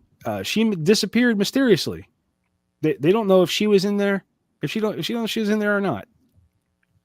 Who knows? Huh. Was Bella Guinness alive or dead? The mystery endures, shrouding her in infamy. Remember her name during Women's History Month, a complex figure who defied norms and leaving behind a chilling legacy. Thank you for joining us on this journey through Belle Guinness's dark history. Don't forget to like, subscribe, and share this video as we honor her story during Women's History Month. On the Media Virus Podcast Network. On the video? Yeah, that's right. I just ask AI to type me a YouTube script. And our news copy's AI, and I've actually switched up from ChatGPT. I've been using Google's Gemini, and that's been interesting. It's different. I'm having to get used to crafting my prompts a little differently. Yeah, but so that was Bella Guinness on Women's History Month. Just a lot of people say, "Oh, women, can't be serial killers too." Women can do anything a man can do. That's right. That's That's proof. right. They can even pee standing up. They can. It makes a mess. It does. But who knows? All right, so we're gonna stop. Oh shit! You know what? I was going to share the picture. What were you going to share? I was going to pair a picture of her. It's gone now. So. Oh, so sad. So sad. It really is. It really, really, really, really, really, really is. Shaggy. So Shaggy came out and said that admitted that his Jamaican accent was fake. And I this is funny to me because I feel like I've known this for a long time. Well, that style of like Caribbean interjection in songs it was big in the ska scene. Yes. Like you'd have some guy just singing, but then you'd have some dude with some heavy, like deep voice and Jamaican accent or island accent. And sometimes even recite lyrics in Jamaican pidgin. Yeah, exactly. Right. Yeah. And then, but when I was in bands and shit, if you were in a ska band, you didn't have a black guy. The white kid did that, Yeah. And that was probably more offensive. Well, it's funny. It probably was, but I remember a video that went around a while back where there was a white Jamaican guy, which there are some of those. Oh yeah. Because you just have to be from there, and he had a very thick Jamaican accent. He spoke Jamaican pidgin, the colorful language that we're used to hearing, almost cartoonish sometimes when it's mocked, but like he's talked about going places and he starts talking and people get angry with him and say, "Stop doing that." And he can't because that's how he talks. Right. Well, the famous singer Shaggy stunned fans by revealing his signature singing voice is not really his at all.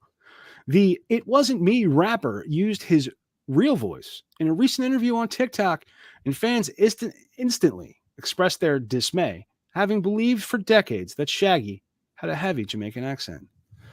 The 55-year-old Marine Corps veteran joked in March 4 video that he began putting on the accent as a joke.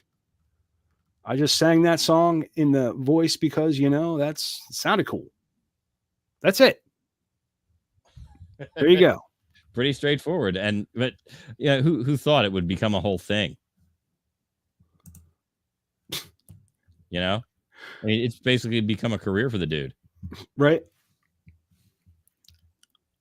And it took him that long to admit it. It's kind of, I just want to point that out. Like I said, I feel like I've known this for a long time, though. I feel like you felt it for a long time. Like you've known it within yourself. No, I never like admitted. Hearing him talk about, developing it as when he was in the military, mocking DIs and calling cadence. Oh, well, maybe. That was before nobody knew anything. I see all these shit all the time.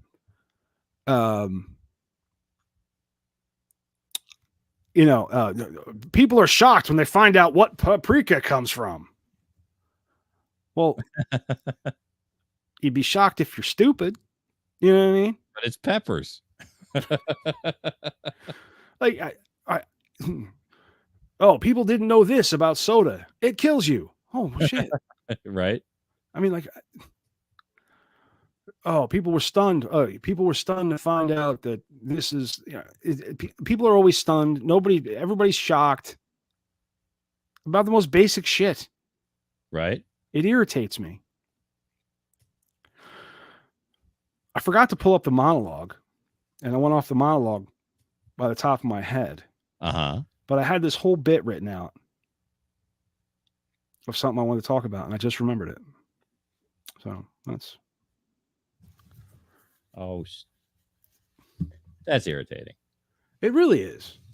You know, it's like one of those. It's one of those things that just gets on your fucking nerves. It won't let me get to a mute to mute it at this point. To mute what? Here we go. The stupid pre-roll ad.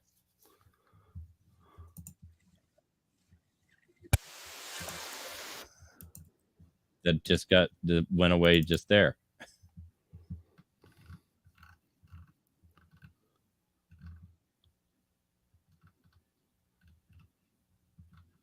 And I'm gonna have a video to pop up here in a minute. I found a white Jamaican guy because it's just shocking to watch. It really is.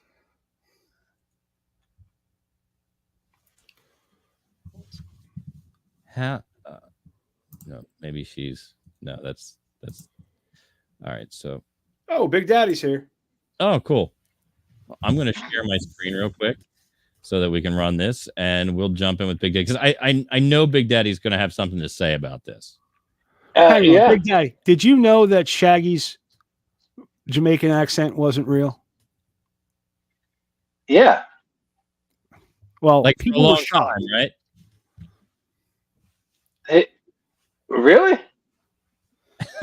Who the fuck didn't know that? I mean, he put out an album in which he spoke in his regular. I thought he did an album that was part of. I'm sure he has. So you guys got the screen share up? Let's see.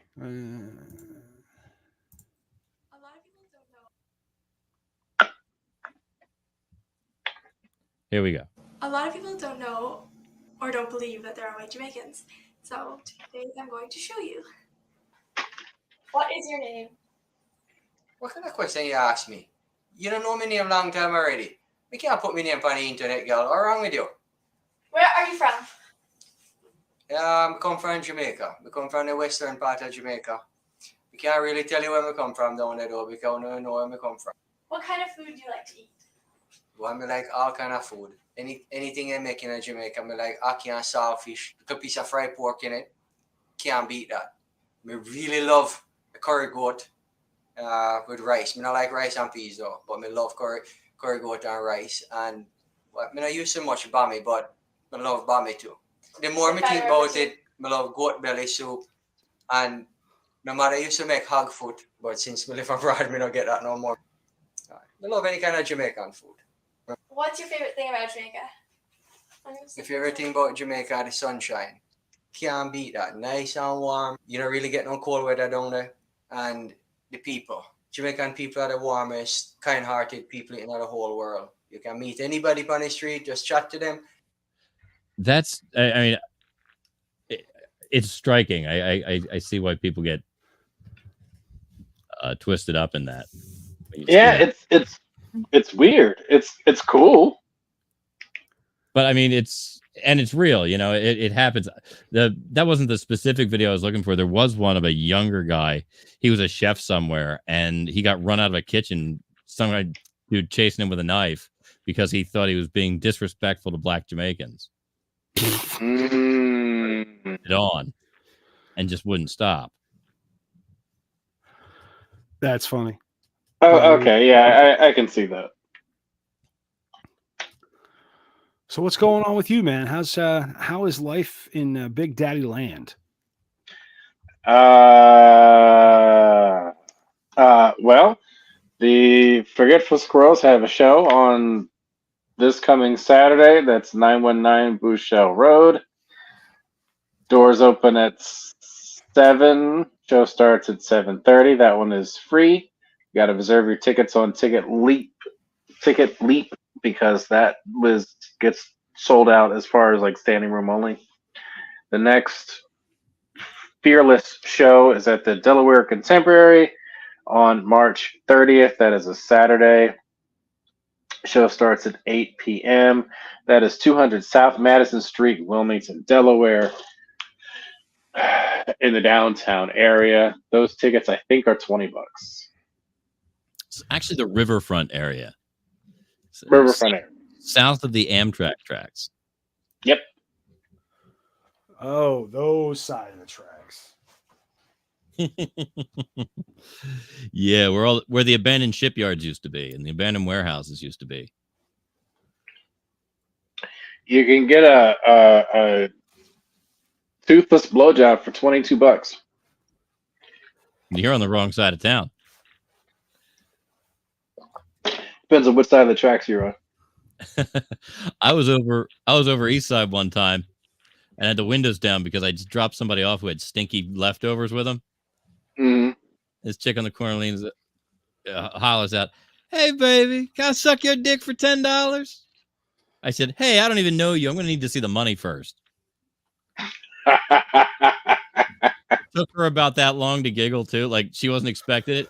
And she motherfucked me up one side and down the other. I laughed so hard. You know what I saw the other day? No. It was the weirdest fucking thing. I'm on 95, right? And ahead of me is like a Hyundai Elantra, like a gray, your basic gray mid-sized sedan. Right. Newer, okay? And there's something on the door. And I'm like, that looks like the Ghostbusters logo. And then I get closer to it. Uh-huh. And it was the Ghostbusters logo. Yeah, there's a new movie coming out soon. I know, but on a Hyundai Elantra, right? So I speed up next to this guy because I want to see the human being operating this automobile. Yeah, just in case it's Dan Aykroyd or Bill Murray. I was thinking more of I wanted to see if it was a mentally challenged teenager so that I could make sure to get out of its way. Because that's what I thought it was. You know what I mean? Right. And as I pulled up, like I'm up close, right? Right. I look over and there's two people and they're wearing Ghostbusters jumpsuits. Oh, this is just awesome. And they both look either really old or like mentally challenged 40. Right. You know what I mean? And then I'm like, I'm not going to get any more information out of this. No, you'd have to follow them or right. over. I'm not going to get any more information. So I slow down to look at the tag. Right. Busted. And no, they're from Tennessee. Wow. So that got me to thinking. I Googled Ghostbusters car Tennessee. Right. You'd be amazed at what you would find. There is a large Ghostbuster fandom going on in Tennessee. People just dressing up and people trying to make like money, like going out and hanging out with kids and shit, like going to kids' birthday parties. There's all kinds of different cars, it was weird. And I'm like, all the wrong car. Right. Like nobody had a 1959 Meteor ambulance. No. I mean, there were pictures of the Meteor ambulance, but it was a Google search. And I was just like, wow, that's insane. Now, are we talking original Gold Ghostbusters or the girl one? How would we know? They're old. I mean, I'm assuming just the entire franchise. You know? Because I think the logo changed. Yeah. Did he have two fingers up like He didn't have two fingers up because that's Ghostbusters 2. I'll be honest with you, I couldn't tell you, man. I know he didn't have the 2 up. I think when they did the remake, they did something different with it that the originals didn't have. It had tits. Oh, no. Do you know that the receptionist at Ghostbusters went on to become Sheldon's grandma, or his Mima, if you will? Yeah, she was in a bunch of. She was in Designing Women. Annie Potts. I did not know that. Remember Designing Women? Annie Potts. I remember Annie Potts. I remember Designing Women. I didn't watch it. Okay. Oh, Yeah. I had a thing for what's her name, Delta Burke. Yeah, I can see That was the fat one, right? Yeah. I remember Delta. I remember the fat one. That's for some reason. Was she a great big fat person? I didn't watch the show, but I remember the fat one. That is one of my favorite lines from Silence of the Lambs. When Jodie Foster goes to the door and she's talking to the real Buffalo Bill, and she holds up she says, "Hey, do you know whatever the girl's name was that's missing?" He's like, "Was she a great big fat person?" I love that line. And like whenever I see that, like if I walk into the room and my wife's watching an episode of Monk, and he plays Monk's lieutenant. Oh, so yeah. like when he pops up, as soon as I see him, it doesn't matter what he's in. As soon as I see him, I go, "Was she a great big fat person?" My wife, it's great.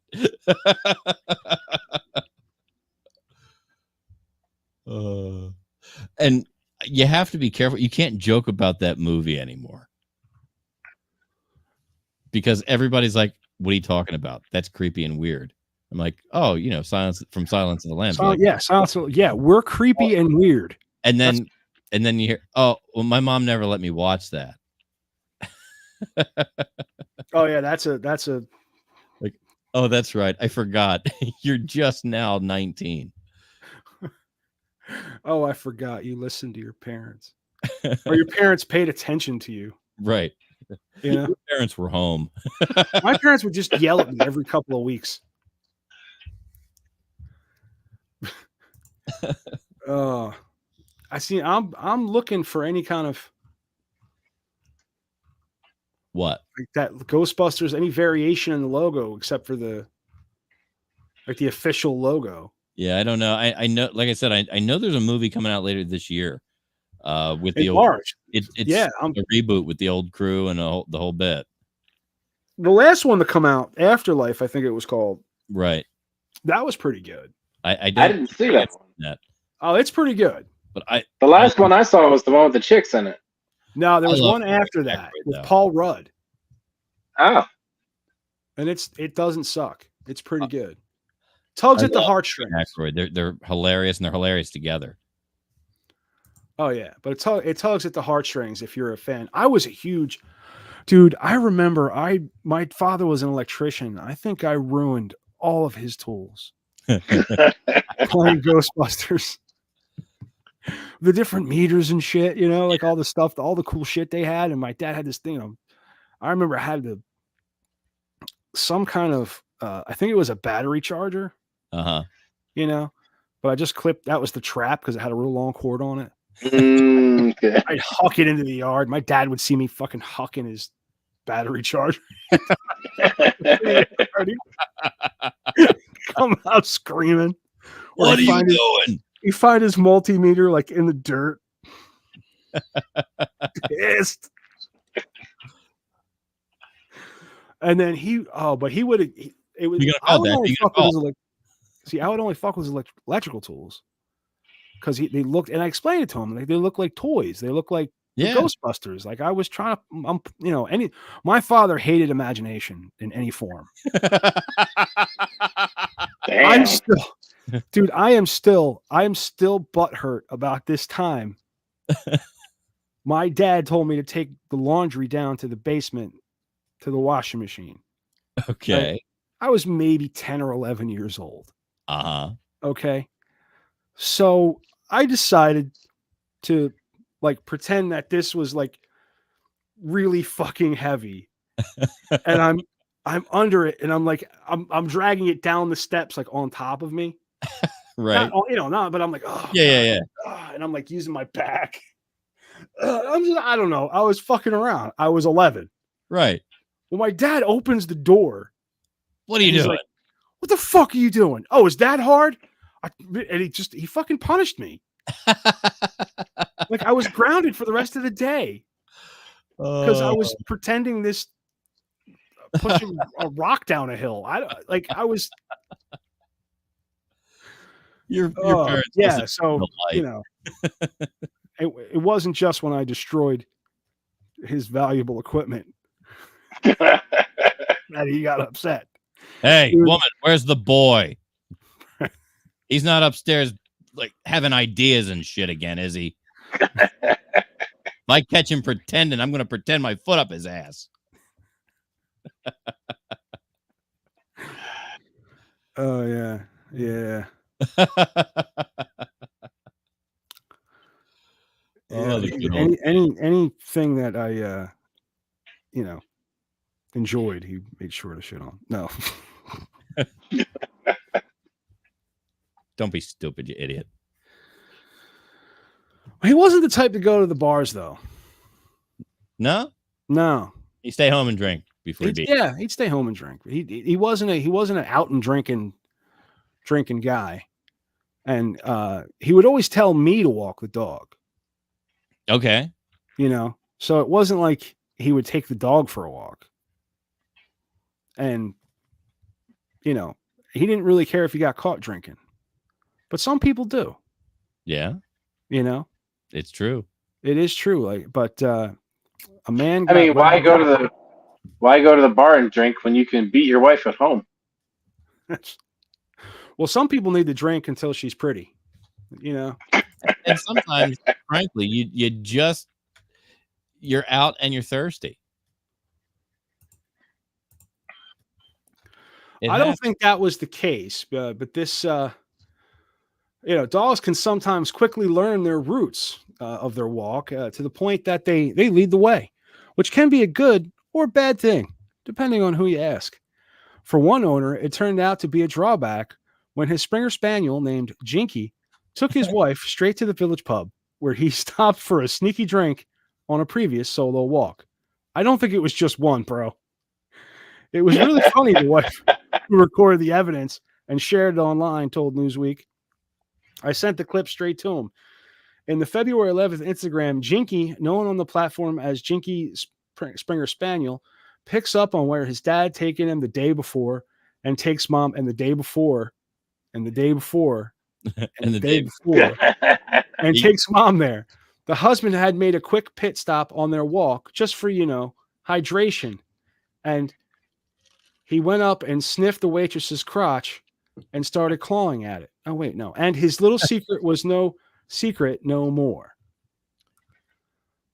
The wife explained because she was tracking Jinky's loose leash training. Uh-huh. Oh, so we've been training for so long as he used to pull on his lead like typical spaniels do. It was just a fab that I caught. It was just fab that I caught. Hey, man. It was just fab. There you go. Loose leash washing is a training method. I wish I could teach my dog loose. I took my dog for a walk, not even around the block. I got to the top of my street and turned around. Else coming, right? Well, so what it was is I was walking up, and right at the top of my street, the top of the hill there, there's this a huge house, and they have this big fenced-in yard. And their driveway is fenced in too. And as I was approaching, I saw this one car with hazards on, couldn't figure out what was going on. I approached and the gate was open. Oh. And then I saw their little dogs. Right. They're little itty bitty dogs. And your dog's not a tiny dog. No, not by any stretch of the imagination. And she's a friendly dog if you're friendly to her. Right. But these dogs, every time we pass this fence, these dogs come tearing up so fucking fast that it startles her, and then they start yapping. She got one of them one time because the one of them's got her. The one little fucking asshole has its nose through the fence. She nipped him. She got him. She didn't fucking it backed up after that. But like they are very territorial. Yes. So I saw all this happening and decided to just turn the dog around. Yeah. That's pretty much how my walks with Dickie go. Yeah, but she pulls so goddamn much. And no matter, like, I've tried different, like, I won't try those choker collars that do the pinch. With the prongs? I won't do that. But I've tried a choker collar. She'll just choke herself to death. I've got a prong collar that I use on Dickie. It's the same one that I used on Goober. Goober absolutely loved it, and it was just a mechanism to straighten him up. Walk like if you put a lead on just a regular collar, he would pull like crazy. And I tried. I mean, what? Bitches love being choked. I tried putting him on a harness, and putting him on a harness just spread the weight out across his chest and enabled him to pull me like. Yeah. Just pull me along. So that was a no-go. And ultimately we settled on the prong collar. And like he may have put some resistance against it once, but there was never a yelp. There was never a bad moment. He just like all of a sudden it was like, oh, okay, I got this now. We do something different. And he was just so calm with it on and would just do his thing. So I guess it works then. Yeah, and they're not the mean evil thing that people say they are. If you're gonna try to discipline your dog by jerking the leash and pulling that collar closed, you're an asshole and you don't need to use one. But if you and you use it for what it's used for, so that they know not to pull and that you've got a little bit of bite when they do, they're perfectly reasonable. Yeah, I would see. I would use a choker collar on Kennedy, but I learned that the harness was a better option when Ryan was walking her. Okay, Ryan's not an empathetic boy when it comes to Kennedy at all. Oh. Kennedy loves him to death. It's amazing, and he could not give a shit. When I ask him to walk the dog, he's just dragging it around the yard. That's why he's got a harness on. But she tends to follow him, you know. Oh, I kind of figured she might. Yeah. That does tend to be the way that the dogs that get it really get it, and that's the way they are. Yeah. She's so protective of him. It's not for nothing. I think it would be funny if you got a harness for him and you just hooked them together. See, it's funny because there was this huge fight when Ryan was 3 or 4. He was diagnosed, right? And but he would sprint off. He would just and yep. We'd be in like the park, like by my house, in the city. Yep. There's traffic everywhere. And so we had one of those book bags.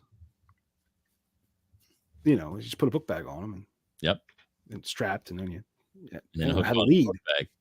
Had a leash, Yeah, well, I was one of those things, dude. Oh, the kids in the park were fucking assholes. They used to go up and bark in his face. Oh God. And okay. Maybe they thought he was playing dog. They were just trying to be cool. I don't know. I mean, it's a dog doing dog things. What do you expect to happen? I guess, yeah. But that was a big point of contention. I think not between, my ex-wife and I, right, but between me and myself and her and herself. Well, my in-laws used different. We would take different sides of the argument, right, and blow up at each other. That's what we would do. Okay, now switch. Right. My mother-in-law would catch a lot of shit. I've mentioned it on the show before. My wife's 20 years older than I am. So when she was born in 56, and by 62, 63, all of her siblings were born. So her parents had 6 kids that they were raising, 5 girls and a boy. Wow. Within like 5 or 6 years. Jeez. So that's a lot to chase, right? So back then, my mother-in-law put leashes on them. There'd be a belt around them on their way, and I'd clip it on, and she would have them on a leash if she knew that they were going to be somewhere like that. and people would get all mad. But she said none of my kids got run over, and none of them got lost. Yeah. Well, she's not wrong. Was that, She also told me, like, when she used to iron, she had a little. The girls had a little play table, like for like tea parties and shit. She'd set them down there with something to play, coloring books or whatever toy, and she would put a belt around the chair and around them so that while she was ironing, she knew where they were. They had little seat belts on, and that was it. I mean, it's the same as like, dude, I used to strap my kid in the car seat. Yep. Yeah. You gotta know where they are. You can't risk them, especially when they're little. Like you gotta like monitor them constantly. Constantly trying to kill themselves. They are. That's all that your main job as a parent is to try to keep kids alive. You know what? So I think our yep. I just lost our C block recording. It crashed. Well, that's why we have a backup. Yeah, I know what I'll be doing tomorrow. That sucks. I'll be running off the old C block. I don't know if that Stepmoms is posting tomorrow. I know she usually posts on a Friday. She usually posts on Fridays, but she said she wanted to get this up quick. Like she was on breathing down my neck about it. Okay. This is the conversation with Marshall. Yeah. Okay. Yeah.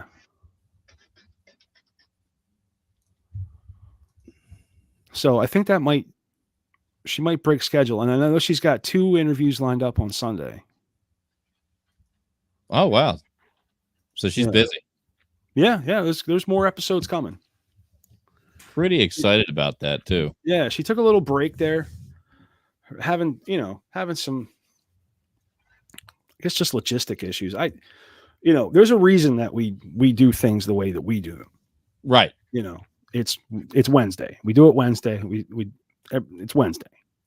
You try to schedule somebody, schedule them for Wednesday. That's right. Where when you're trying to I'd imagine having an open schedule is easier for booking guests. Right. Yeah. You want to, if you're doing an interview only show. Yeah. You can do them whenever and then put the show together. Right. We actually work in line. We're live to tape, baby. That's right. And it's and we do that to coincide with a particular time of the week. We've said it before. That's how we have our longevity. We set aside a time and we decide this is when we're going to do the show, and that's when we do the show. That's when we do the show, and everybody knows it. And and we enjoy doing it. I think that helps. I think you and I are going to write a book on that. Yeah, we talked about this before. Writing a book on how to have a long podcast. Don't pod fade. Yeah, that's a big thing. There's millions of there's millions of podcasts out there, but a lot of them don't make it the first 8 episodes. Yeah, I mean look at staff writer Bill. He's got a bunch of episodes, doesn't he? Yeah, but he quit in November, I think. I didn't know that. So everybody's got time to catch up until he restarts again.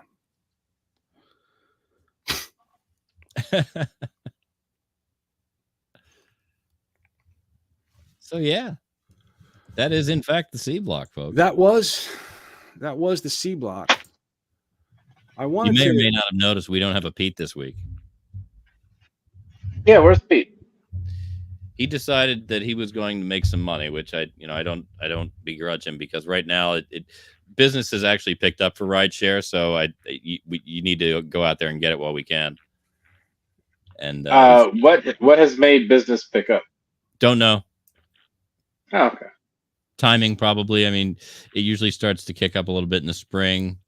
Spring and summer tend to be good up through July, and then there's a point in July that gets a little weak, and then like towards Labor Day it starts to pick back up again. It's a little silly, but I mean, it's good that it's predictable. Somewhat. I mean, it'll still pop up and screw you every now and again. but there's definitely enough intelligence now out there, and I've been doing it long enough that I have an idea of what to expect. Mm-hmm. What were we talking about? Rideshare driving. Oh yeah. Like, while I predict there's always a lot of rides in Philadelphia, I also predict that they're probably going to suck, so I don't go there. Because of who the driver is, or because of where they're going to want to take you? Like, I don't like to drive in the city of Philadelphia anyway, so I don't. It's a matter of preference. Some of the streets in South Philly are literally a car and a half wide, and they've got cars down one side of them already. Oh, I hate that. So, like, you get in there and there's about 9 feet for you to operate your vehicle between the curb and the mirror of the car sticking out next to you. Mm-hmm. Your car is 8.75 feet wide, so you're operating with an eighth of an inch on either side. It's crazy. Yeah, I used to hate rideshare in Philadelphia. Not to mention they have some nifty things that they're doing with the crime up there. It's not enough that they can mug somebody in Midtown, you know, Center City, where the high dollar hotels tend to be. But if they can get into the phone, they'll call for a rideshare, and then they just carjack the rideshare driver. Because why would you not double down? You might as well, What else are you going to do? Yeah. Makes sense to me. So there's that. Yeah, I wouldn't. Everything's dangerous anymore, man. Yeah, a lot of things. But I'm a little more comfortable in Wilmington. Wilmington's my city. This is where I was born and raised. So I feel like I have a better straightforward idea of what's going on here. So hopefully, let's get some jackass from Philadelphia come up this way. That happens. I know. But yeah, it's different. It's different. Different. It's different. It's different. It sure enough is. Mm-hmm. All right. All right. Oh shit, it's raining in here.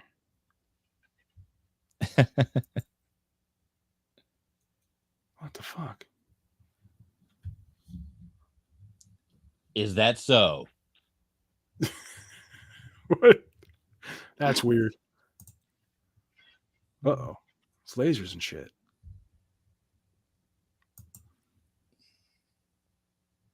Fireworks. You got pussy on your head. It's Fred on your head. Son, you've got a panty on your head. What's that from? Anybody? Weird Science. No. No?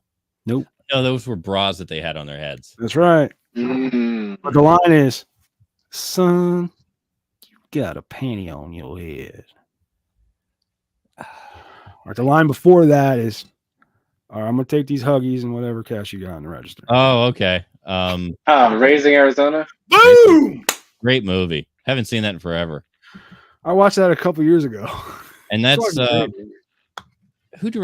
didn't Rob Reiner direct that one? No. That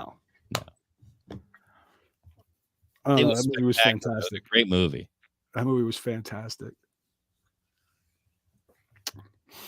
Son, a panty on your head.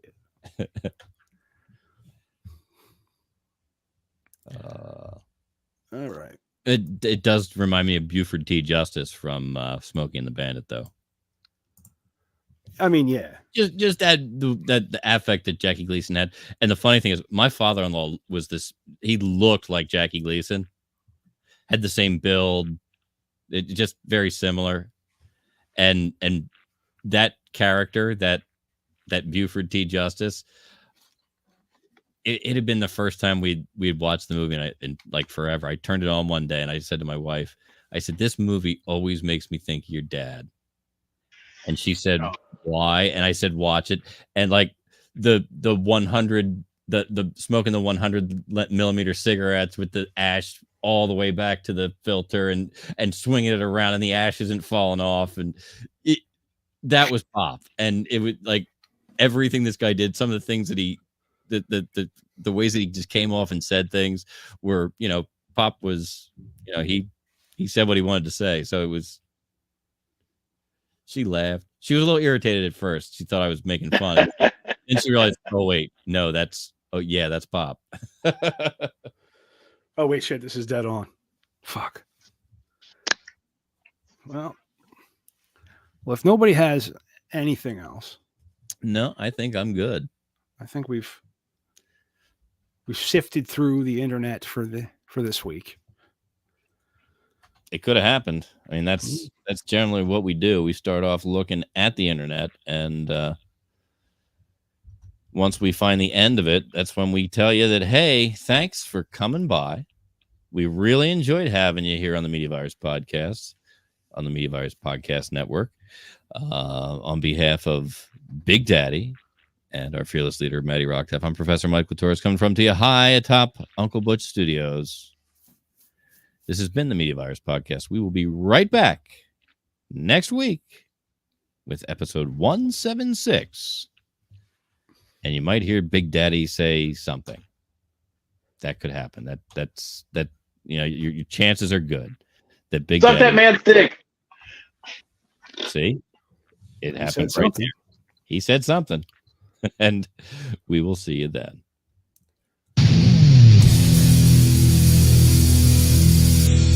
Hey, this is Timmy B from the Fight Insight Podcast. You're listening to the Media Virus Podcast on the Media Virus Podcast Network.